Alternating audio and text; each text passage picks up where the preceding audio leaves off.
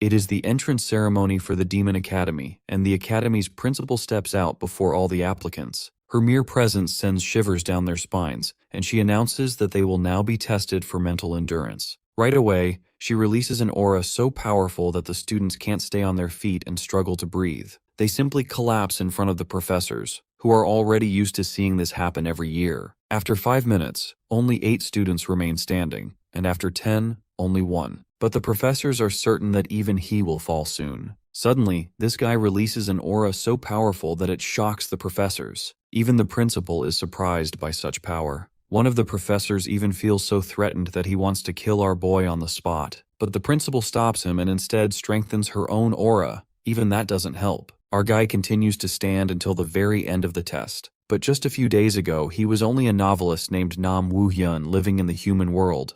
One day, after finishing the last chapter of his novel, he receives some sort of letter that transmigrates him into his own story, into the body of the very villain whose tragic fate he wrote. After the transmigration, Nam Woo-hyun finds himself lying on a bed. He's totally clueless about his surroundings, and even his body doesn't feel the same. When he walks up to a mirror and looks into it, he notices some disturbingly familiar features, like this ominously crimson hair, that sly mouth, and thin, slitted eyes that hide every trace of emotion. That's when it hits him like a thunderbolt out of the blue. He has possessed someone else's body, and that someone is Arsène Adel, the most powerful villain in his novel. The concerning part is that he is only a few days away from being assassinated. Before we get into all that, here's the context on this villain. Basically, the Arsène family has mixed blood, part demon, part human. Thanks to the demonic powers in their bloodline, they were once one of the greatest families in the empire. But they fell from grace, thanks to 6 specific families who banded together to take them down. With that context, it's pretty clear why Adele chose to walk the path of a villain. He tried to take revenge against the families that ruined his own, but he failed miserably. That's the very reason the original Adele called out to the creator of the novel in the first place. In just a few days, Adele will die a dog's death at the hands of knights from those 6 families. And here's the kicker. In terms of talent, Adele is one of the most gifted characters in the entire novel, so much so that his abilities even outshine the main characters. But no matter how powerful the villain is, Woo-hyun wrote the story in a way that he could never defeat the main character. No matter what. Worse yet, Adele currently can't even use his mana. If only Woo-hyun had known the restrictions he put on Adele would come back to haunt him, he never would have crafted a narrative this screwed up. It's completely stacked against the villain. As he's cursing his rotten luck, he notices the same kind of letter that originally brought him into this world. Turns out, it's a letter left behind by the original Adolf for Woo-hyun. Bro's hoping it'll have some helpful clues to get him started, but the paper's completely blank. Like literally, not a single word. Then, all of a sudden, letters begin appearing on the page miraculously. The phrase that pops up is a message from the original Adele to his creator. If Woo-hyun wants to know how to use the powers this body holds, Adele wants him to answer with a simple yes or no. Of course, Woo-hyun starts cursing again when he realizes he's actually talking directly to Adele, the same guy who dragged him into this mess. The paper once again insists him to respond with a yes or no. Eventually, Bro gives in and says yes. Now that Woo-hyun's on board, Adele explains that he'll answer anything his creator writes on this paper. Some questions might be free, but others come with a price. The more important the question, the higher the cost. Naturally, Woo-hyun shoots his shot and asks the big one, how to return to his original world. Adele responds immediately that it's impossible. Well, Woo-hyun kind of figured that out already, so he was ready for the bad news. Next, he asks the more practical question, how to use mana and how to activate Adele's unique abilities. Turns out this question has no fee. Adele directly imprints the knowledge into Woo-hyun's mind. The moment it happens, Woo-hyun begins to feel the mana flowing through his body. The first trait of Adele's body is the ability to take away someone's 5 senses, called darkness. The next is the power to restrain opponents using aura, called killing intent. When Woo-hyun activates it, he can feel it working. It makes him a little happier. At least now he can restrain ordinary people, if not trained knights or soldiers. The last major talent he has to learn is Adele's most busted ability, is Position Transfer 1. As the name suggests, Position Transfer 1 lets him literally switch places with an object of his choosing. It's basically the ultimate assassination move. The moment he activates it, some magic mumbo-jumbo kicks in, which is a clear sign that the power actually works. But it's not that great just yet. He can only swap within a 20 square yard radius,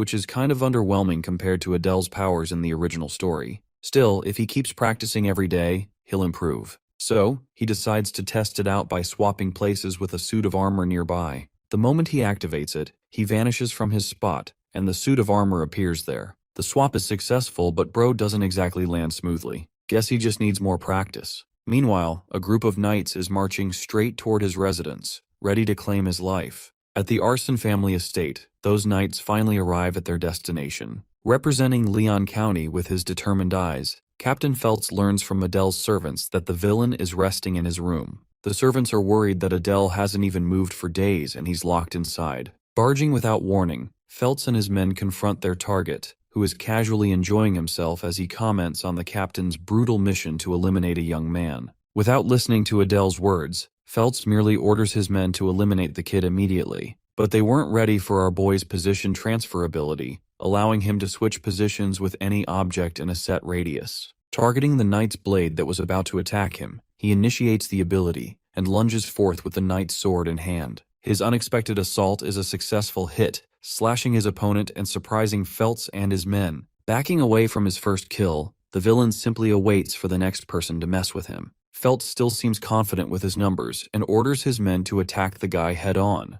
The battle ensues, but instead of recklessly confronting them head-on, Adele breaks a window and jumps. Also, using an excellent application of his ability, he first throws the sword into the ground. Then he activates the position transfer ability just in time to replace himself with the sword. This allows him to avoid having to deal with the fall damage and escaping safe and sound. Next up, he needs to escape to the Arson family's forest. As he's delving into the forest, Feltz orders his men to chase after their target to confirm his elimination. Let's switch perspectives to the Arson forest, where our boy is panting, and his legs are trying their best to gain as much distance as possible. The thing is, even if he did escape this territory, our boy knows that only death is promised ahead. That's why, instead of escaping the territory, he plans on using the gate in the forest to access the demonic realm. The demonic realm suffered huge losses because of its war against the humans, so he's hoping that they'll accept his help in the time of need, even though he's a human himself. Though that was his initial plan, Feltz and his knights are already here, and they're sharply spreading out to look for him. Luckily, the villain is still hiding,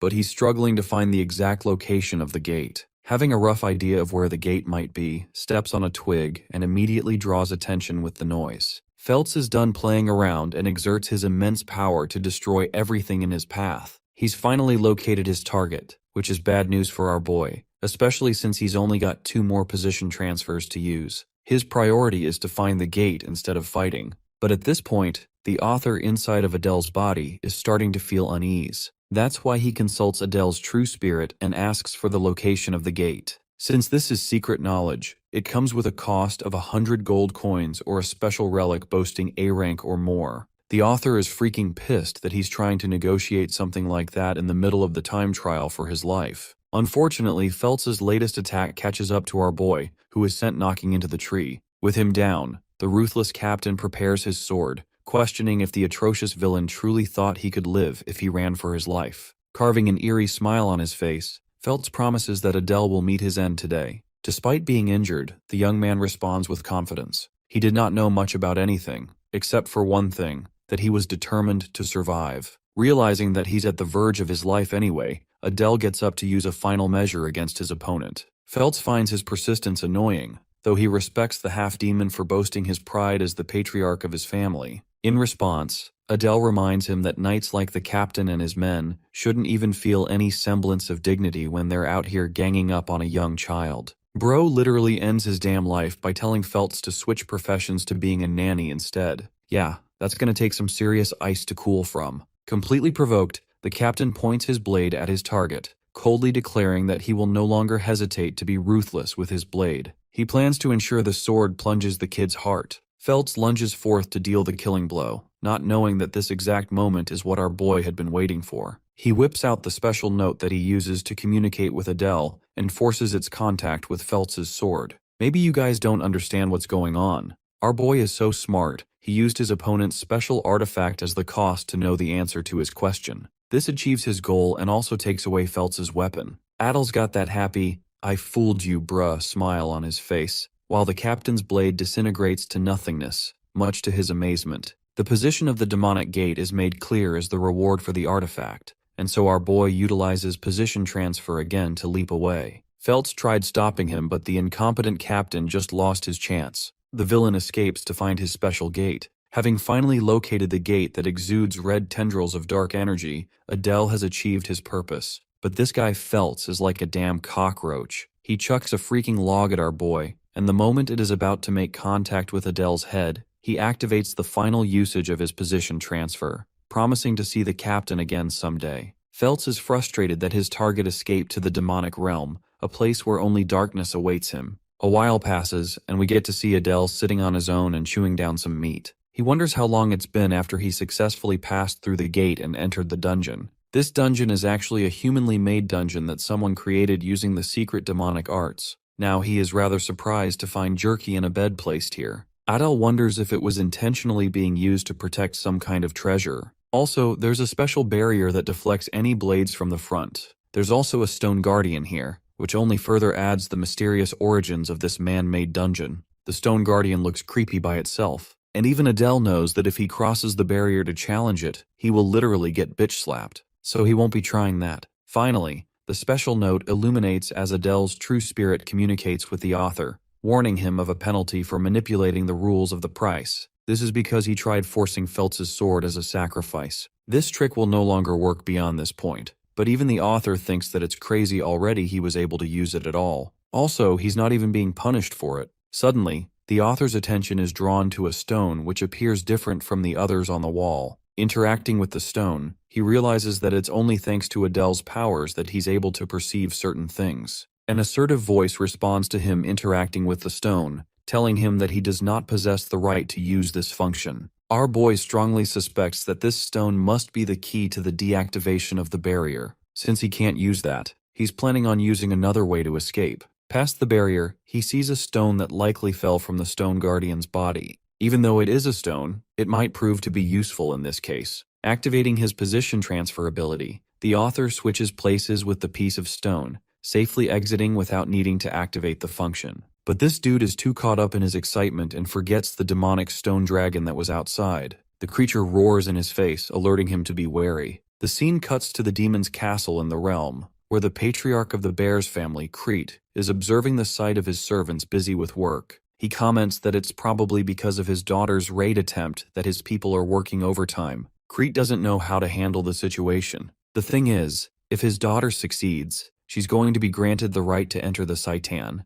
which is supposed to be a demonic school, and even if he strictly orders her to fail, she's going to rebel against his decision anyway. After all, his daughter is hell-bent on achieving her goal of exacting revenge against the murderous humans who killed her mother. Wow, that's a really tragic burden for a girl of her age. Anyway, her papa is worried that she might get tossed around in a ruthless demon school. Suddenly, one of his maids comes to inform him about trouble. Crete is extremely agitated that he was disturbed from his thoughts. The maid apologizes in fear and informs her master that there's news of an unknown person in the hidden domain. They've located several energy traces of the person having opened the door, which is causing great confusion. Also, their identity is still unknown. The only thing they know about the person is that they tried interacting with the door's function from inside. This puts the demon patriarch in a state of contemplation. He wonders if the human was summoned via the demonic gate during the Great War. Believing that the pest will die anyway, he thinks it's an insignificant matter. For now, all he cares about is his daughter's exam going well. Crete amuses the possibility of achieving a pawn from the human side if things go well for him. Anyway, let's go back to our boy who instantly regretted his decision to exit the domain and teleported back inside for his own good. The dude clearly wasn't expecting a damn wolf to eat him alive. The creature is staring at him from outside, while the author realizes just how bad his situation is. Even if he breaks free of the barrier, it's only going to put him in grave danger. Suddenly, the author is enlightened by a realization. The wolf creature is made of stone. This means his ability might work on it. Activating position transfer again, he forces the target to be the stone wolf outside the barrier. His plan successfully worked to an amazing degree, trapping the monster inside and freeing him of the barrier's grasp. The wolf takes a while to realize that it's stuck inside. Despite its many attempts, it is unable to bypass the barrier. Adele makes a run for it and tries to find an exit, when suddenly, Bro runs into another horrifying creature of the abyss. He quickly realizes that there's a mission at every level, and this giant bug looks even more menacing than the wolf he just escaped. The funny thing is, Adele keeps abusing his position transfer ability on the creatures, repeatedly trapping the monsters inside. It is because of their inanimate nature that he can abuse his powers to their fullest extent. Having finally reached the final stage of the hidden domain, a voice calls out to him, congratulating him for reaching the final obstacle. It's surprisingly welcoming, especially to a human like Adele. The author assesses that this must be the boss room, and what he sees is truly terrifying. It's a Death Knight aura farming and showing off his immaculate armor. From the strength being exuded from its body, Adele compares its strength to Captain Felt's. Bro genuinely doesn't even entertain a conversation with the Death Knight, and spams the use of his position transfer ability. Before the boss monster is even able to finish his sentence, the poor guy is trapped inside the barrier. Adele moves past and finds the treasure box he was looking for. It's different from his expectations, as he didn't expect a special ornament engraved on it. This black dragon ornament actually respects the highest-ranked demonic families. Among them there is the sloth family, lust, gluttony, wrath, envy, and finally greed. The black dragon symbol represents the bear's family, denoting the sin of pride. It's also the same family that Crete leads. Of course, this revelation alone is a threat to our boy's existence. He tests his luck and opens the box to find a way to escape. All he cares about for now is to escape the demon realm. But to his horror, a shadowy mist emerges from the box and attacks his face. The dark energy forces its way inside of him. Pause, not that way, it's just going inside. The comments will have a field day with this one. Unable to handle the dark energy, Adele roars in pain as his human body experiences extreme agony. The consequence is a brutal one, implying that his head popped to 1,000,000 pieces. But apparently that's not what happened, because he wakes up later and he's still fine. His eye changed as the black liquid attacked him and gave him the Eye of Superbia, a special ocular ability that increases his dynamic eyesight and only activates after killing an enemy. Now Bro thinks he's unstoppable because he can take on dozens of enemies at once. He's impressed by his decision to come to the demonic realm,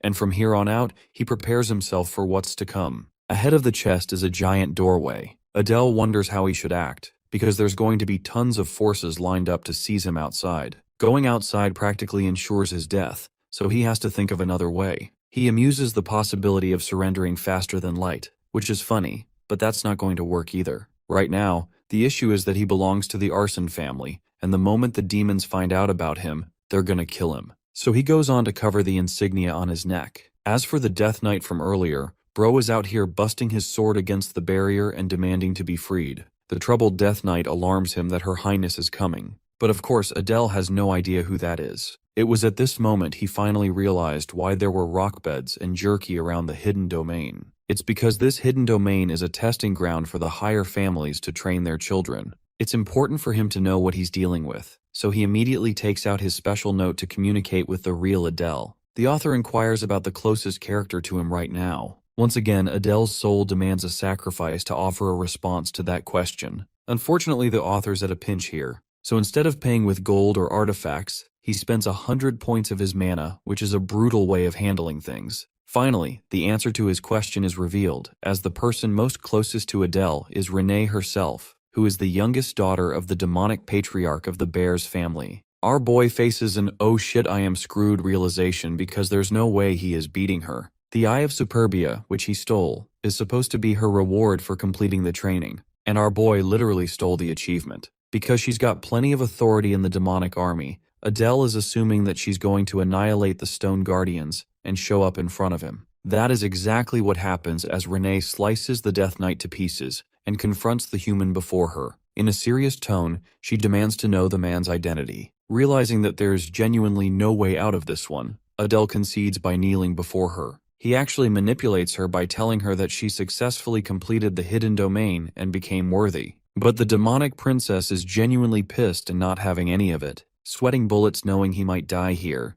the author lies to her, telling her that he's supposed to be her bodyguard assigned by her father. He's also glad that she's yet to recognize his possession of the Eye of Superbia. Having distrustful eyes of the vermin before her, she taunts him for looking pathetically weak for being a bodyguard. Adele emphasizes that he's actually quite capable despite his looks, and he's slowly growing optimistic of this meeting. She lowers her blade and laughs. In an effort to earn her trust, Adele switches positions with her sword and shocks Renee by appearing before her eyes. He doesn't do anything to attack her though, and simply asks if she was impressed by his capabilities. Renee grabs his hand in Ange before snapping away. She doesn't say anything, which makes him boggle his mind, wondering what she thinks of him now. Playing it casual, he tells her they should head out together as the patriarch is waiting for her arrival. This man is a top-tier gaslighter, goddamn. Adele also tells her that he's going to be taking care of other duties that he's been assigned by her father. Inside, he knows he's got to hurry up and get the fudge out or else he's doomed.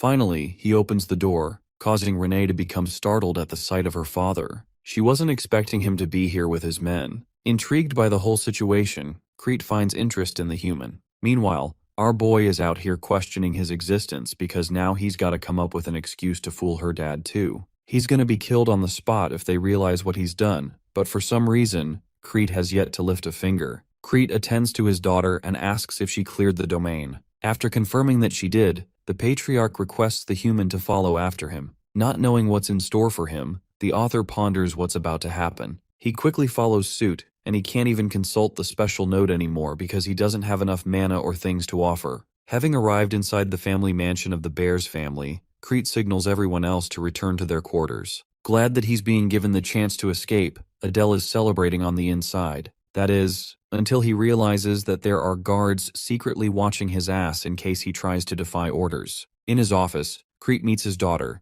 emphasizing that Renee has successfully completed the final task. But he still wants her to be sure of her decision to enter the training school. Renee is determined to go and answers yes. Crete goes quiet for a moment, before asking about the human she encountered in the reward stage. Recalling the way he shocked her with his powers, Renee confirms him to be a strong person. This pleases the patriarch's ears, causing him to be eager about the mysterious human. He concludes their discussion by approving of his daughter's admission to the Saitan school. As for Crete, bro isn't even thinking about his daughter. He's more impressed by the human who entered the domain and cleared it on his own. Not to mention that he claimed the Eye of Superbia, and yes, this basically confirms that he knows about our boy being in possession of it. Finally, Renee's opinion is the most assuring confirmation he could receive. All of these factors point to one thing. He could use the human to his benefit. While this is happening, the clueless author is wondering just how long he's going to have to wait for them to finish up. At last, the human is given directions to the patriarch's room. He appears before Crete, who stares him down with a menacing glare. Adele is already afraid of what's to come, and wonders how the demon patriarch is going to handle this. He inquires why Crete permitted him to live. The patriarch carves a smile on his face before cursing him out for having the gall to fool his daughter to an impressive degree. Also, he casts an overwhelming amount of aura, to the point Adele is forced to submit beneath it. He realizes that the patriarch doesn't intend to kill the human, which is an observation that Crete finds amusing. Releasing the pressure, he allows the human to regain his composure. But Adele is out here panicking from the experience he just had. Crete is impressed by the human's sharp wits and inquires for his name. Adele responds with his name without including his family's ties. The patriarch then uses his demonic force to manipulate the human's body. At this point, our boy is genuinely clueless on what this dude actually wants from him. Crete orders him to open his mouth. Whoa, pause again. The demon patriarch shares that all he has to do is continue on with the story he was telling his daughter. While this is happening,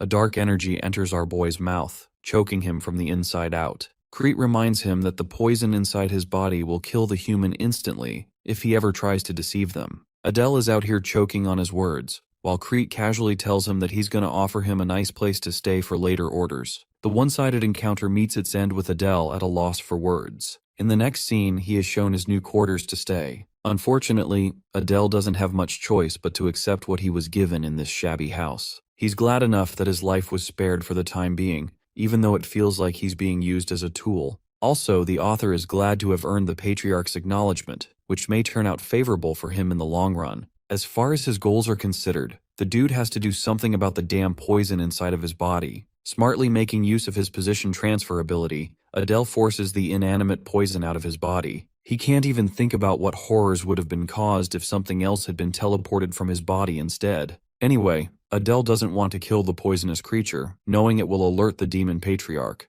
The creature wakes up because its mana supply was cut off. Finally, Adele collapses on his bed, knowing he's no longer threatened by the poison. The tiny creature is snoozing right next to him. He's at the verge of sleeping when the status window opens, alarming him of his upgrade in abilities. Position transfer reached level 2, but the mana costs are too demanding. Adele wonders if there's a way for him to actually increase his mana pool so that he can hold his own against the main characters of the story. He figures out that there's indeed a way to achieve this effect. The scene cuts to Renee's expressionless face as she disapproves of our boy's plan. So far, he's been keeping checks on her for the past 3 days. Bro is getting ghosted in real life. That's how bad his situation is. The author assumes that she must have had a brighter personality, but thanks to the loss of her mother, it has made her ruthless and distant. Even as the author, he feels sorry for what happened to her. The servants of the patriarch call out to both Adele and Renee because Crete has summoned them. Adele thinks that it must be regarding Renee's entrance to the demonic school of Saitan.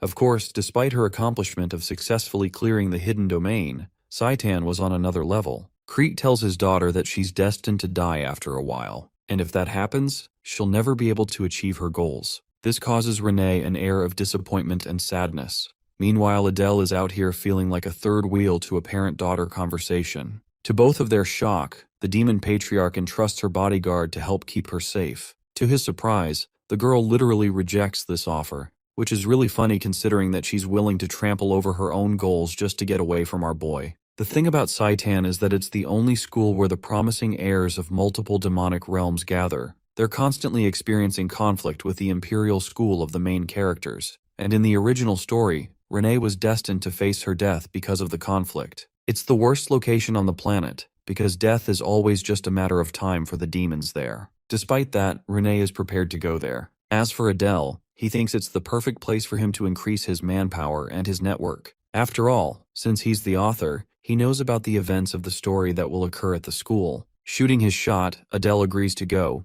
but he has one final request. The author requests something related to mana, which the demon patriarch finds amusing, because he thought the human would try and negotiate his way out of the poison. The good thing is, Crete has yet to catch on to the fact that Adele no longer has poison inside of his body. Crete curses him but considers his request. Now that they're alone, Adele wonders what the demon patriarch will offer him for mana. Crete reveals that this particular treasure is part of his family's legacy, so he wants this matter to be confidential. Understanding that the human's mana is basically insignificant, the demon patriarch is prepared to lend him a power that will help him survive for his daughter's sake. Crete channels his demonic energy and declares that he will teach the humans the cultivation technique of their family, which bewilders Adele's expectations and shocks him to the core.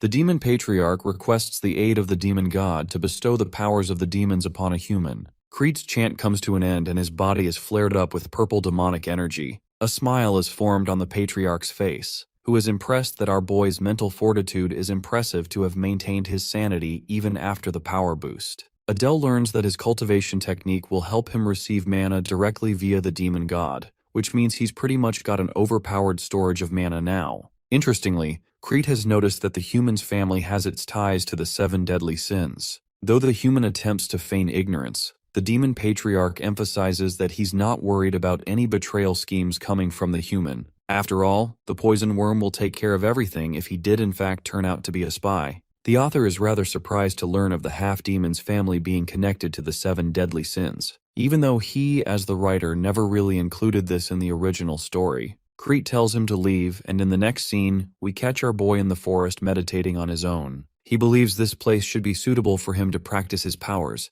especially when mana is easy to spiral out of control. Normal meditation seems calming and peaceful, right? Well, not for this guy. He's getting tensed up asking for the demon god's help, reflecting that he won't be able to use human mana ever again after this. Still, he doesn't have a choice, and has to fight for his survival here. Menacing eyes glare at him from the sky. The demon god deems this human a filthy disgrace, and even goes on to roar at him for carrying the blood of a traitor. It's funny to me how Adele is so sharp and slow at the same time. He's out here asking the demon god if he's truly the entity that governs the demons. In this world, this god is known as the god of pride. Adele asks if he's going to survive this experience. The demon god emphasizes that he would be dead already if he wanted that, but strangely, it chooses not to kill him, because for some reason, it feels an unexplained feeling of kinship with him. That's why it is willing to help humans by bestowing upon them a mark of pride. This insignia is the representation of the god of pride's powers. However, the deity warns him not to lose his composure to such powers as they will make him insane.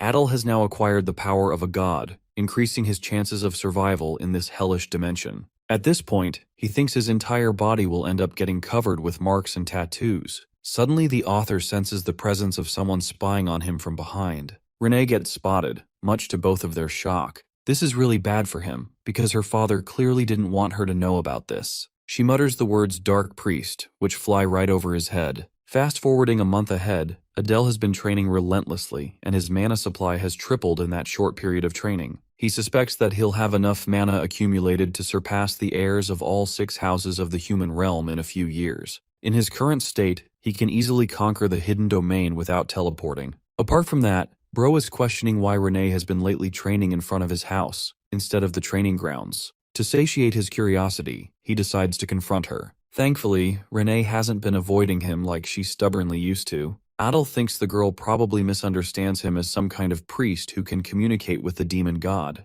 After all, they're the only ones who can communicate with the demon god. Thankfully, she didn't overhear the exact conversation he shared with the god of pride. But in this case, being treated as a superior to the Demon King's daughter will only increase trouble for him. Addressing her once more, Adele requests that she treat him the same way she used to. However, the girl feels a bit shameful for treating him coldly after seeing his powers. Acting as her bodyguard, he reminds Renee that he's merely following orders, so he too wants to be treated comfortably. Renee decides to follow his words and orders him to fetch her water. Bro doesn't get what she's scheming. Renee emphasizes that she's just following what he said just now by treating him coldly. Adele realizes that this guy is going to have to follow her every word at this point. Dude just can't win here. Having brought her some water, he assesses that he must conquer a domain, but unfortunately Renee is glued to him everywhere he goes. There's the issue of the main character of the story passing over to the demonic realm soon. He doesn't want the treasure of that domain to be lost, because its reward will help him survive Saitan. The author asks about her preparations for the enrollment exam. Renee is a bit surprised he's asking a question like that. Adele reasons that she's going to have to fight the strongest humans eventually, so it worries him to ask. Renee doesn't seem to be worried at all though, stating that she's got everything prepared. Adele suggests she double-check, because it could always end up being a thorn in her path if she forgot something important. Renee is pissed off by his imprecise language. Adele reveals that he's genuinely concerned for her. But this girl is sharp. She's not ready to be manipulated so easily. She quickly noticed that he wants to go on his own in her absence. Bro meets a dead end with his approach, while Renee is out here annoyed that he might be getting bored of her. To calm her down, Adele finally reveals the truth of his interest in conquering a domain nearby. Instead of getting pissed off, she actually goes into a contemplative state. She tells him that she's actually forgotten something, just like he said. At first, our boy was as happy as he could be. But then she reveals that what she forgot is actually her warming up for the training.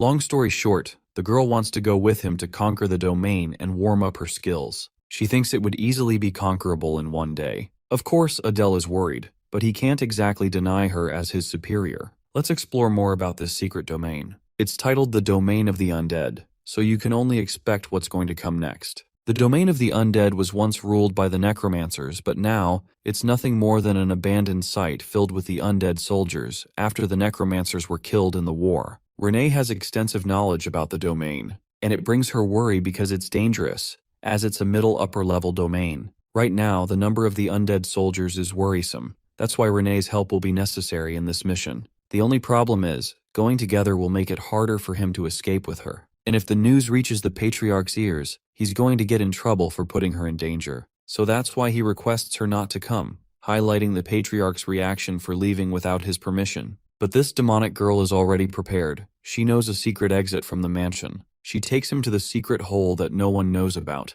Adele realizes that she must be used to sneaking out for doing this so casually. Renee doesn't respond to him, and they quickly use the exit to leave. Arriving in a misty mountain range, the duo walks ahead. Adele asks about how long it will take, but this seems to earn an annoyed reaction from her. He realizes he messed up and tells her they'll just go ahead. Anyway, Renee explains that they're gonna have to climb over the mountain, and that will be it. For her, this is easy to say, but for our boy, he's suffering inside. Finally, they're at the desired location. The place is destroyed and abandoned. Renee is out here cursing in her language, while the author believes he's got to hide his family name from her no matter what. Now, since he knows the way inside, the duo digs their way ahead. The domain rests under a large rock statue, which soldiers situated underneath to protect their lands. Having arrived at the entrance of the place, Adele offers to take the lead for her, but Renee is confident and wants to go on ahead. Inside the domain, Adele is impressed by how bright it is. Renee finally leads him to the exact location they were looking for. From its energy alone,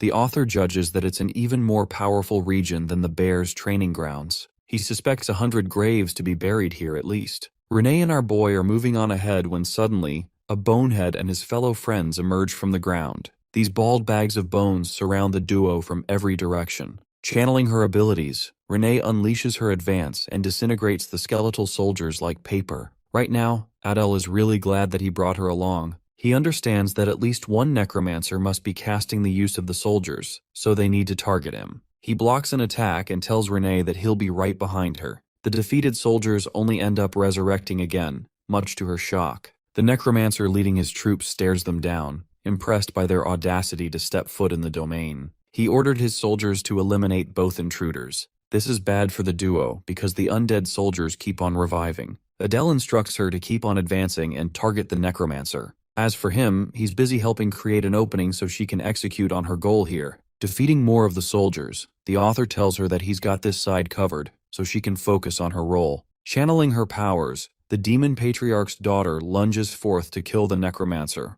The mage summons even more soldiers to stop them, but Adele thinks they need to focus on taking him out quickly. If they can break the caster's orb, this battle will be as good as gone, as he can then use position transfer's new ability. Well, their troubles shoot up to 1,000,000 when a goddamn King Kong-sized skeleton is summoned out of nowhere. Adele is worried for Renee, but instead of getting beat like any weakling manhwa character would, this girl actually ends up defeating the creature in a full swing. She is much more powerful than Adele thought. With this, he activates position transfer to catch up to the necromancer, closing their distance. His newest ability allows him to swap objects with each other instead of himself. So he casts Exchange, which relinquishes the orb from the necromancer's grasp and places it directly in Adele's hand. That's all they needed really, because the bonehead mage is basically about to get fucked without being able to cast anything. With the orb crushed and finished, the necromancer is automatically defeated along with his summons. Thanks to their combined efforts, they were successful in taking down the threat.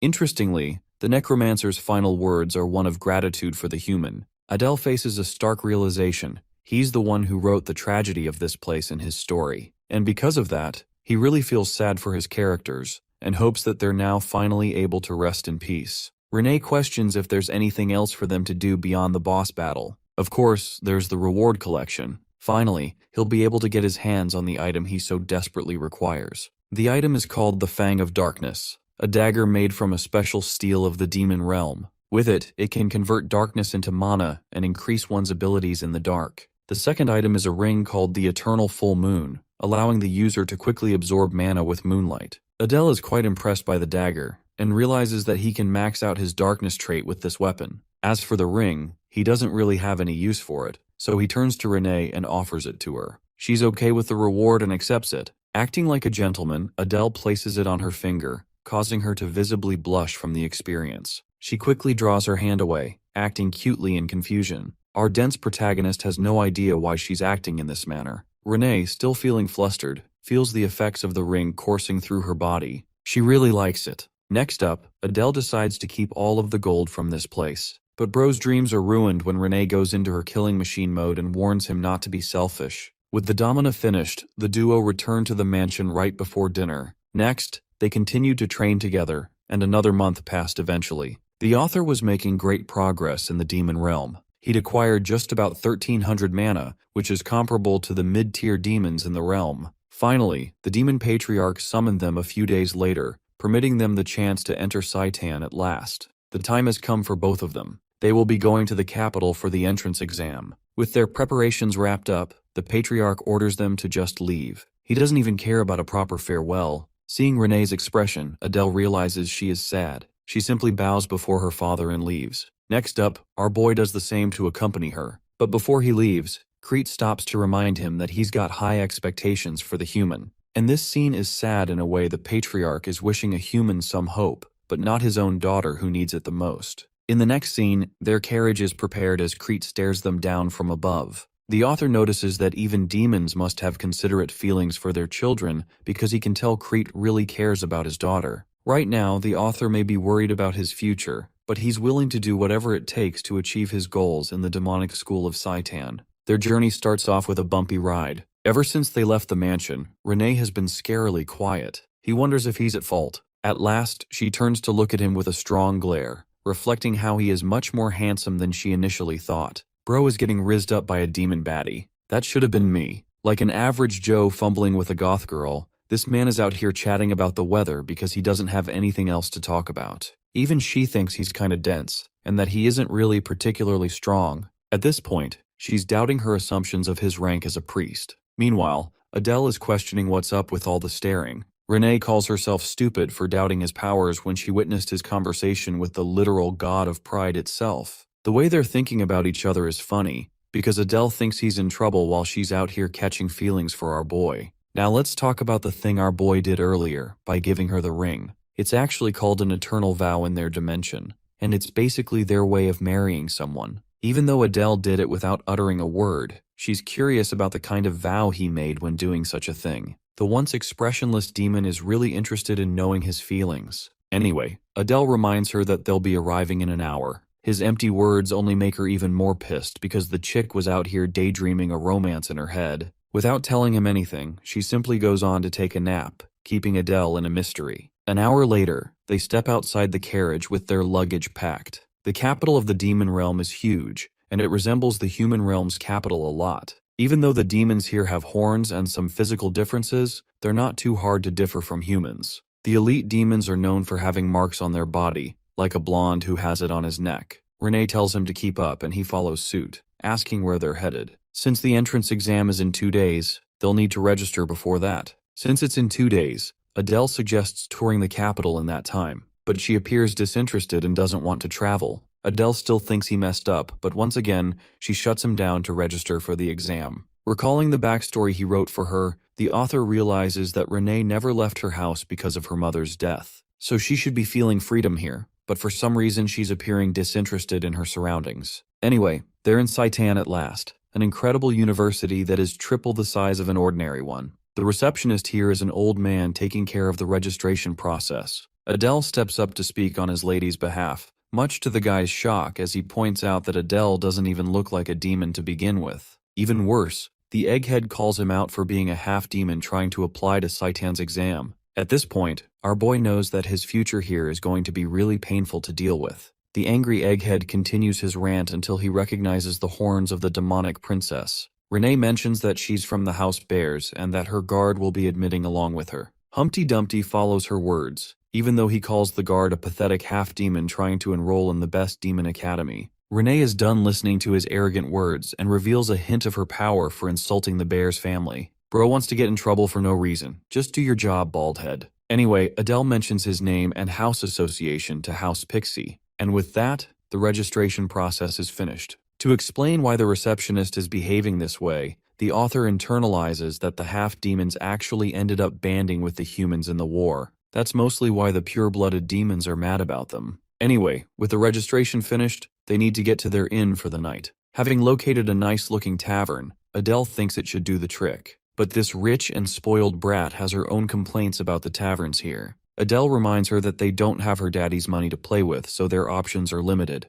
Crete only parted them with 10 gold coins, which will only be enough for them to live up to a month. After all, House Bears suffered major losses after losing the war, so they can't afford to overspend. The duo heads inside to book a room. Adele does all the talking for her. The funny thing is, Renee gets embarrassed the moment she hears the receptionist asking if they want to share a room, because it implies the birds and the bees, and I don't think that needs more explaining, folks. The dude insists upon having separate rooms. Since they'll have 2 different rooms, it will cost them 2 gold coins in total. It's not the worst deal ever, according to the author. Renee heads upstairs while Adele shares that he'll unpack the luggage while she can rest. Since she's always lived in a giant mansion, the author suspects that it's her first ever experience of living in a shabby place like this. But it is necessary for her to get used to it as fast as possible. As for him, he's gonna need all the rest he can get for the exam ahead. At last, the 2 days passed and the day of the exam is here. Applicants are told to follow strict instructions. There's so many applicants around them, which makes the author wonder if there are at least 100 candidates.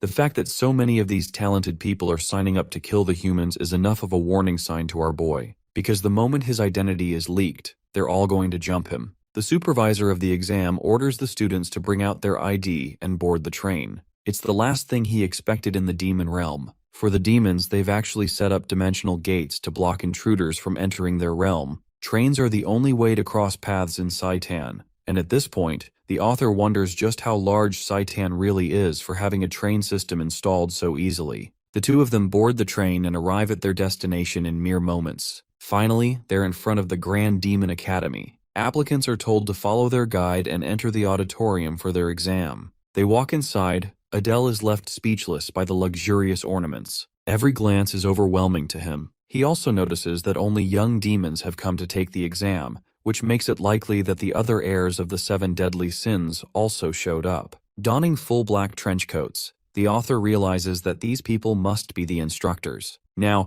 he wants to make a positive impression right away to increase his chances of having a good time in this hellhole. Renee mentions that their exam is about to begin. The doors immediately snap shut, and the once illuminated bright place turns disturbingly dark. The author suspects that magic was used to achieve this effect, and he's curious about the content of the exam. The first order is from an instructor who demands the applicants to quiet down. Wearing a distinct appearance and a short stature, she welcomes them all to Saitan, and instantly starts cursing the shit out of the lousy candidates. She openly admits that she's looking forward to seeing them get killed this year. Wow, what a welcome. Adele is trembling by the sheer weight of her voice. Carving a malicious smile, the girl gets serious to attend to their business. She begins the exam procedure without warning them another word. The pressure exerted from her body is enough to cause every student to feel overwhelmed. One after another, the weak candidates are filtered out swiftly. The instructors aren't surprised by the headmaster's cruel way of handling the exam.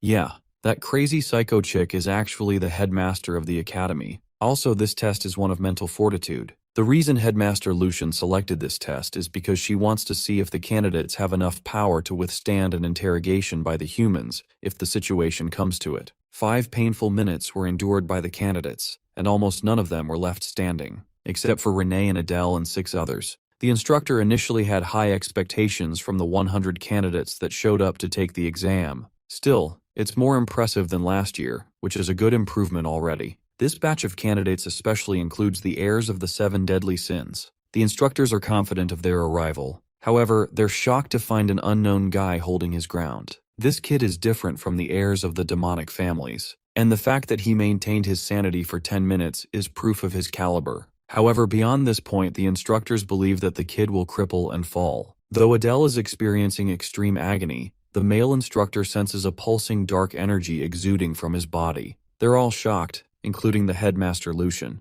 Bro is out here looking like a demon god himself with this sudden transformation. Sensing the danger of the situation at hand, the male instructor senses the need to act and kill the candidate at once. At first glance, it was clear to everyone that the boy didn't appear special, but the moment he caused the very atmosphere around him to crumble, they recognized his hellish killing intent. It was a ruthless intent, as if he were one of the worst murderers ever known. That's why the instructor immediately wanted to act. But despite his preparation to act, Lucian observes that the instructor is hesitant. He is afraid of taking on a formidable threat, even though the kid is nothing more than an applicant. His colleague smiles, while the rest of the candidates are exhausted. At this moment, our boy understands that if he doesn't find a way to endure this test, he's going to crumble his mental state and go crazy, like the god of pride warned him. Then a plan sparks up in his mind. What if he used his killing intent to go against the aura of the girl conducting the test? So he does exactly that, knowing that he can't just wait around. His body exerts tendrils of red demonic energy, countering the headmaster's aura. Lucian is so impressed she wants to increase the intensity of her aura to make him submit. But the author is at the verge of going insane and actually holds his own, even after Lucian's increased intensity. It earns her attention, and at last, he succeeds in surviving the test. Even though he should be worrying about himself, his attention turns to Renee, who is holding her ground without much trouble. The same goes for the remaining heirs of the 7 deadly sins. The heir of envy, Baltan, and prone of lust, Samuel of gluttony, Aaron of sloth, and Guar of greed. They're all holding their ground. The author remarks that he wrote some of the characters with passion, but in the end, these meaningful characters all get killed by the heroes of the story. He takes notice of the 6 members and finally turns his eyes to the heir of wrath. Donning beautiful long hair of snowy white, she has a crown of thorns and scarlet merciless eyes. It was at this moment that he was staring down the worst villain of the story he wrote. He was facing the future demon lord Diana. The first part of the exam is concluded, but Adele is busy gathering his thoughts. Now, the Demon King typically comes from the family of Wrath, so Diana basically doesn't have any need to be here at all. And yet, despite being a successor to the Demon Lord, she's come to apply as a candidate. So he wonders if something went wrong in the story. Anyway, the candidates who failed are being little bitches for being unable to pass the test. Most of them are spoiled brats who are complaining about the nature of the cruel exam. But the instructors don't give a damn about them being trust fund babies of their daddy.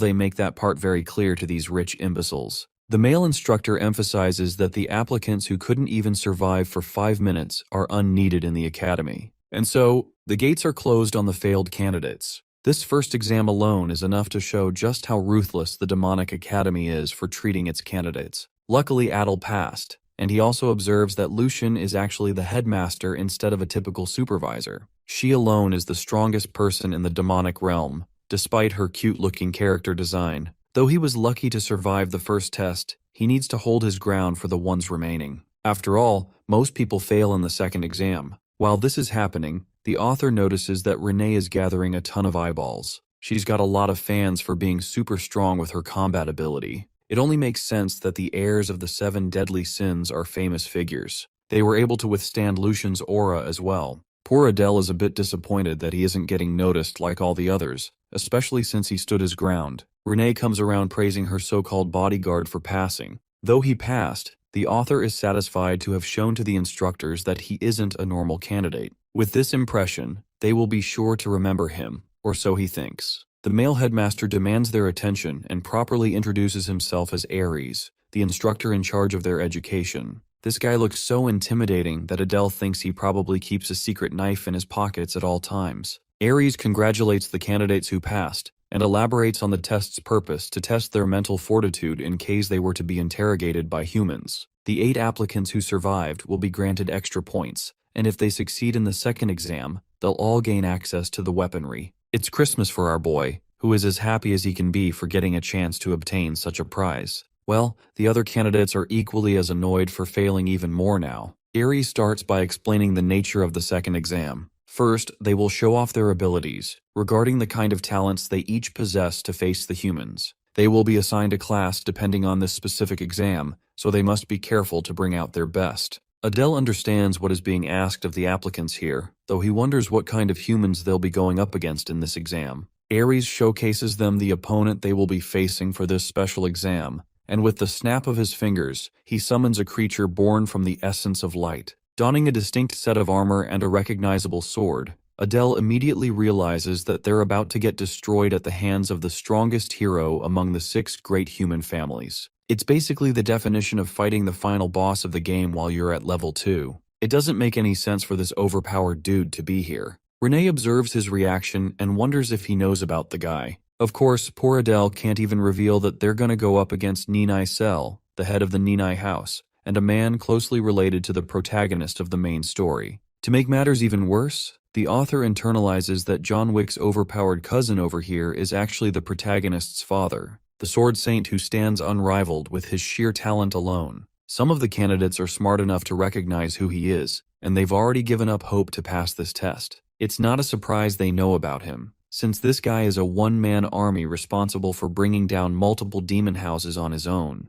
Of course, even Ares understands that the kids will get massacred in a full-on battle against the Sword Saint. That's why Ninai Sel won't be using more than 10% of his strength in the fight. Initially, Renee thinks this test is about to be way too easy with those odds, but the author carefully reminds her that they're facing a literal apocalypse-level threat inside the body of a human. Even at 10% of his output, the Sword Saint can easily wipe out cities. This makes Adele curious about how these applicants will overcome the exam. He thinks that there must be some kind of criteria in place, and while the information scroll could be really useful here, he doesn't have any money to waste on it. Ares announces that they're going to be dividing the applicants in teams of 4 to take him head-on. To make it even fair for the applicants who scored exceptionally well, the top 8 will all be separated from each other, and the remaining candidates will be assigned at random. Bro is really happy to be included in that list, while Renee is a bit ticked off that her teammates are freeloading off of her. As for Adele's team, yeah, these guys are already giving him hell for simply existing in the same team.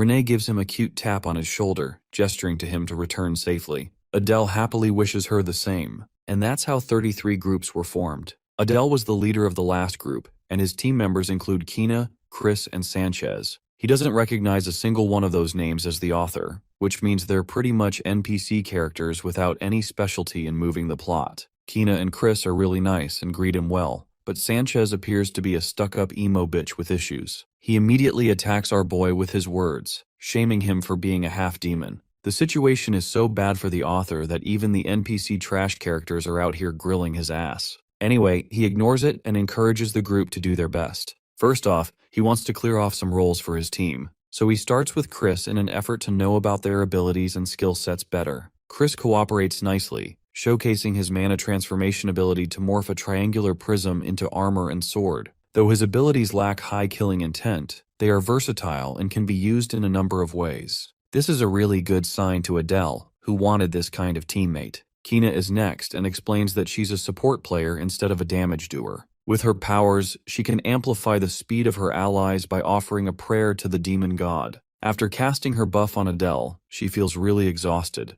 but our boy teases her by making light of her ability. Anyway, this is really bad for him. The chick's buff is practically weak as hell, so he's got no idea how she managed to pass. Last up is Sanchez, who showcases his rock-type enhancement ability. Bro is out here turning into Super Saiyan Brown. It's not bad for a tank-type fighter. At last, Sanchez demands the leader to show his abilities. Tossing a ring in his direction, our boy casually teleports up to him with godlike speed, stunning Sanchez as he could have killed him at any second in a real battle. Kina and Chris are really impressed by their leader's unique teleportation ability. In his mind, the author willingly chose to keep the rest of his powers a secret, because he just doesn't know what they're going to be up against in the future. As for their team formation, he wants Chris and Sanchez to prioritize defense. He will take the center and Kina will support from the rear. That sounds like a good enough formation for the test, so they all agree in unison. And with that, the second exam is about to start as Ares calls the designated teams to step up. Group 1 is first in line. The author is impressed to find the candidates possessing blazing eyes of determination, even though they were going up against the Sword Saint. Well, not that it matters, because the moment the exam begins, it also ends in that very small instant. Group 1 is decimated, and not even Adele could see the Sword Saint in that small duration. Ares calls for Group 2, which also gets annihilated. Group 3 meets the same fate, and upon calling Group 4, the candidates rebel against the nature of the ridiculous exam, calling it rigged from the start. Ares excludes the 2 complaining candidates from the test, and asks the remaining 2 members if they want to still participate. Adele notices a blonde kid actually going forward with the exam, despite being handicapped, and it is at this moment he reflects that this must be the hidden part of the puzzle to succeed in the second exam. Group 4's test initiates with the 2 kids facing the Sword Saint. The outcome of this battle is already decided as both of them are defeated in an instant. Now if he used real aura, they would be in pieces. Even our boys' team is doubting their abilities now. Sanchez is practically shaking in his boots. The Sword Saint continues to annihilate the groups until Group 10 steps up and immediately forfeits. At last, Group 20 is called and all teams until 30 are wiped out from there on. Not even one of them could land a proper strike. It was a fight against an unbeatable opponent. To his shock, one of the candidates actually blocked one attack. Interestingly, Adele noticed that fights are getting longer and longer because of the skill difference for each group.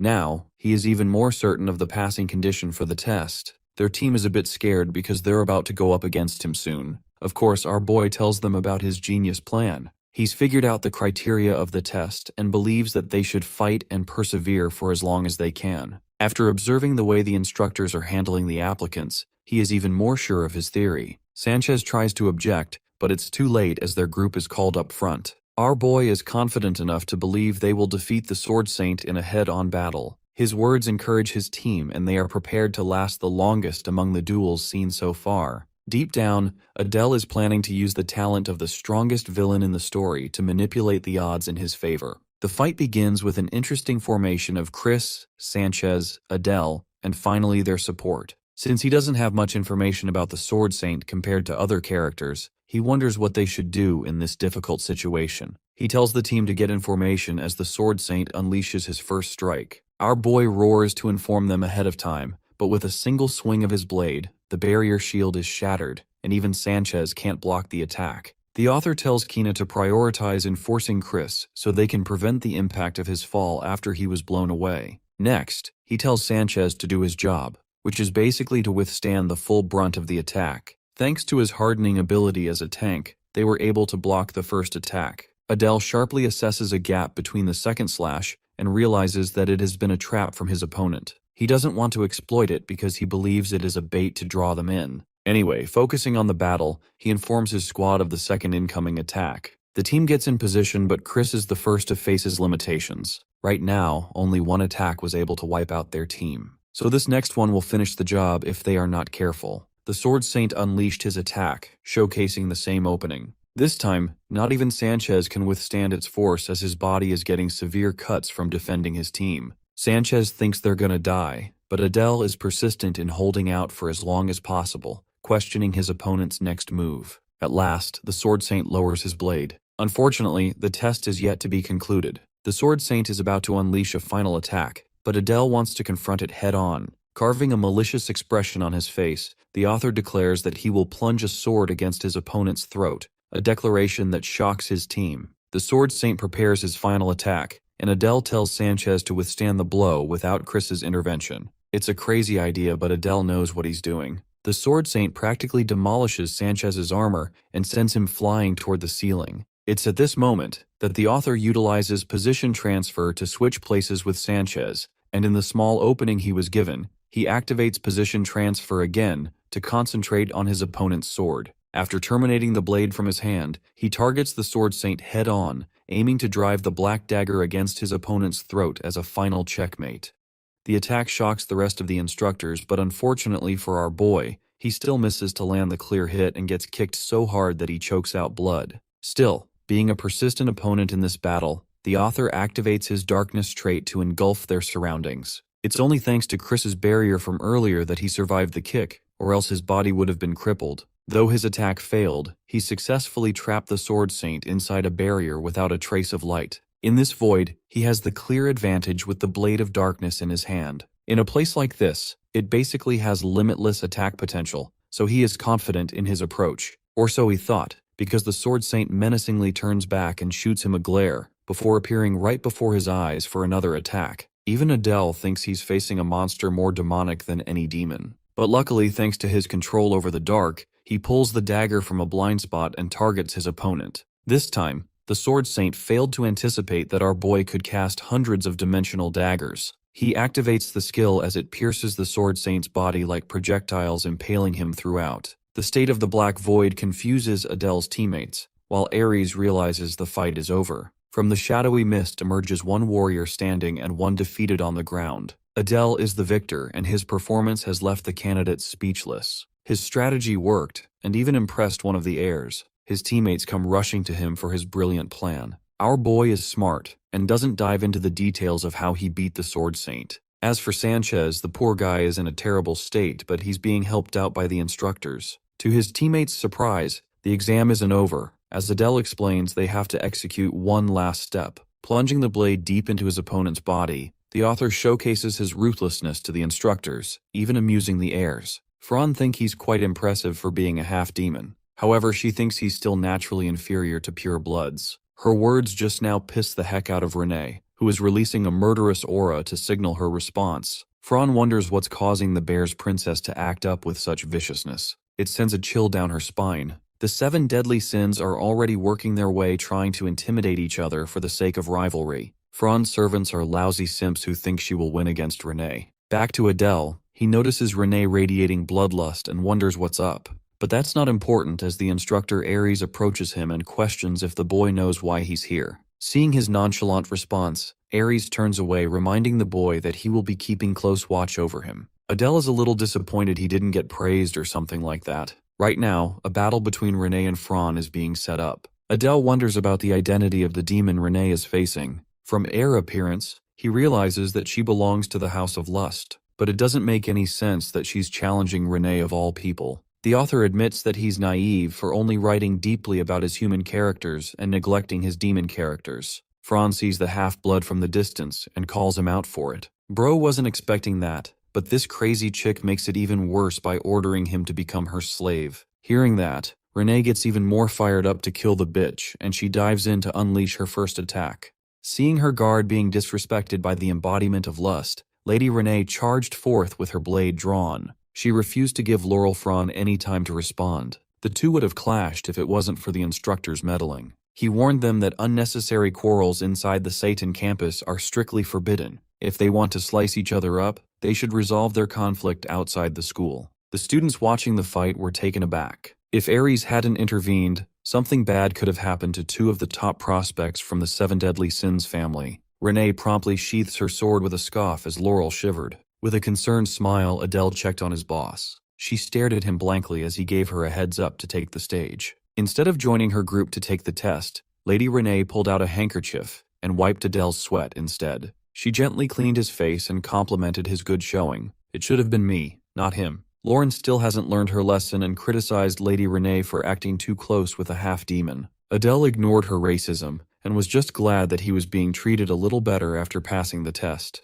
Looking him in the eye, Lady Renee asked if he hid his strength during the trial. Adele was confused. He had to risk a lot just to land his attack earlier. Finally, Group 34 was called to the stage, and Renee calmly made her way while promising to keep Adele's secret. She must think that he's an all-powerful priest from the family. With Lady Renee out of the picture, Laurel Fron swooped in to mess with Adele once more. Upon hearing what his name was, a sly smile appeared on her seductive face. She didn't appreciate being interrupted earlier. Emanating an intoxicating aura, she ordered Adele to leave that bear as skank and serve her instead. Laurel thinks her appeal can steal this nobody guard so she can avenge the humiliation from earlier. I know some of you would have folded. Wholly unaffected by her bewitching ability, Adele nonchalantly dismissed her and turned his attention to Lady Renee's performance. While she throws a childish tantrum, he focuses on the stage. Adele has high expectations for the children of the other Seven Deadly Sins family, but he's rooting for Renee. The Sword Saint had been rebuilt, leaking a bone-chilling aura around his attack range. It's an intense standoff, and Renee is not faltering in the slightest. Instead, she took a step forward,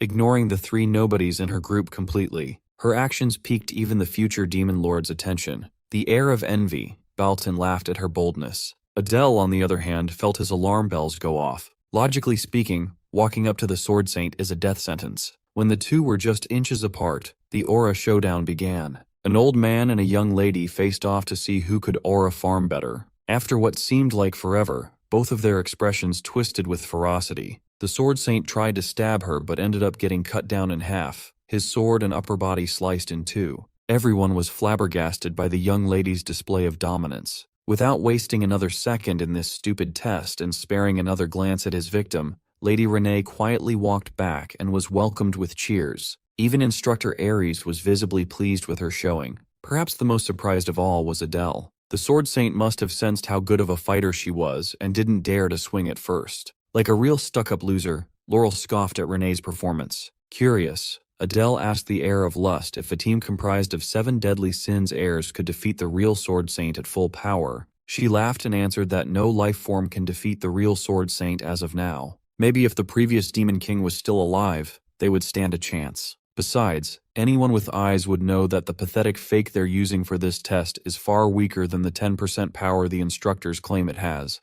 Adele just realized that he had a ton of trouble with a fake with not even a tenth of the real deal's power. He created this world, but he's far too ignorant about the demonic realm. Still, the anticipation is beating in his heart. The remaining groups that are about to be tested are all led by Seven Deadly Sins heirs. Maybe they were fired up by Renee's performance, but the other heirs also showed why they are who they are. Every one of them trashed the fake Sword Saint convincingly, so it's hard to gauge the difference between the different families. But Adele knows the top two of this batch, the two who will go on to become major characters in the future. Once everyone had their turn, the entrance exams finally concluded. After gathering everyone in front of the podium, Instructor Ares announced that everyone who had the balls to participate in combat, regardless of the result, got a passing grade. With this, the remaining youngsters are now official trainees of Saitan. Ares warned them not to celebrate just yet, for they had just punched their ticket to a hellish road that had broken a lot of demons before. For those who have passed, the entrance ceremony will take place in 2 days' time.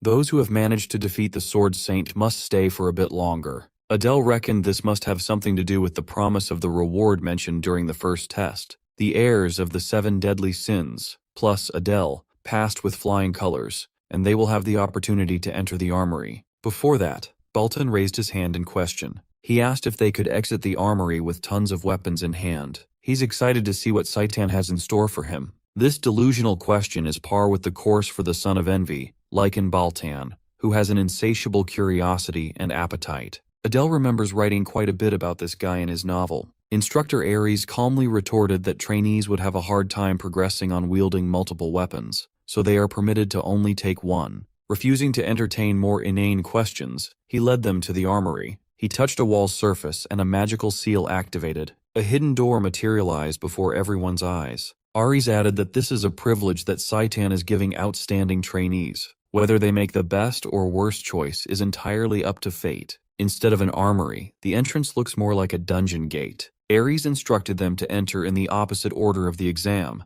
and they would be inspected upon exit. That gives Baltan the first pick and Adele the last. The big guy must really dislike him. Excited to get the first treasure for himself, Baltan cheekily waved at everyone before going in. Since Lady Renee already has a good weapon, she plans on picking up an artifact inside, and Adele plans to do the same. Since they've been thinking along those lines, the other heirs must also be considering it. All the good artifacts might be gone by the time Adele gets his turn. Baltan exited the armory wearing a blackthorn crown, supremely pleased with his pick. The worst-case scenario is happening. Just as expected, everyone is coming out with artifacts. Before he knew it, Adele's turn had come. He saw the bracelet on Renee's wrist and asked about its features. She simply urged him to go inside and find out the description for himself. Renee also warned him about some of the displayed items that do not have descriptions. Those things might be devoid of descriptions, but they shouldn't be worthless if they're being housed in the armory, right? Before he went in, Adele gave Instructor Ares a lingering stare.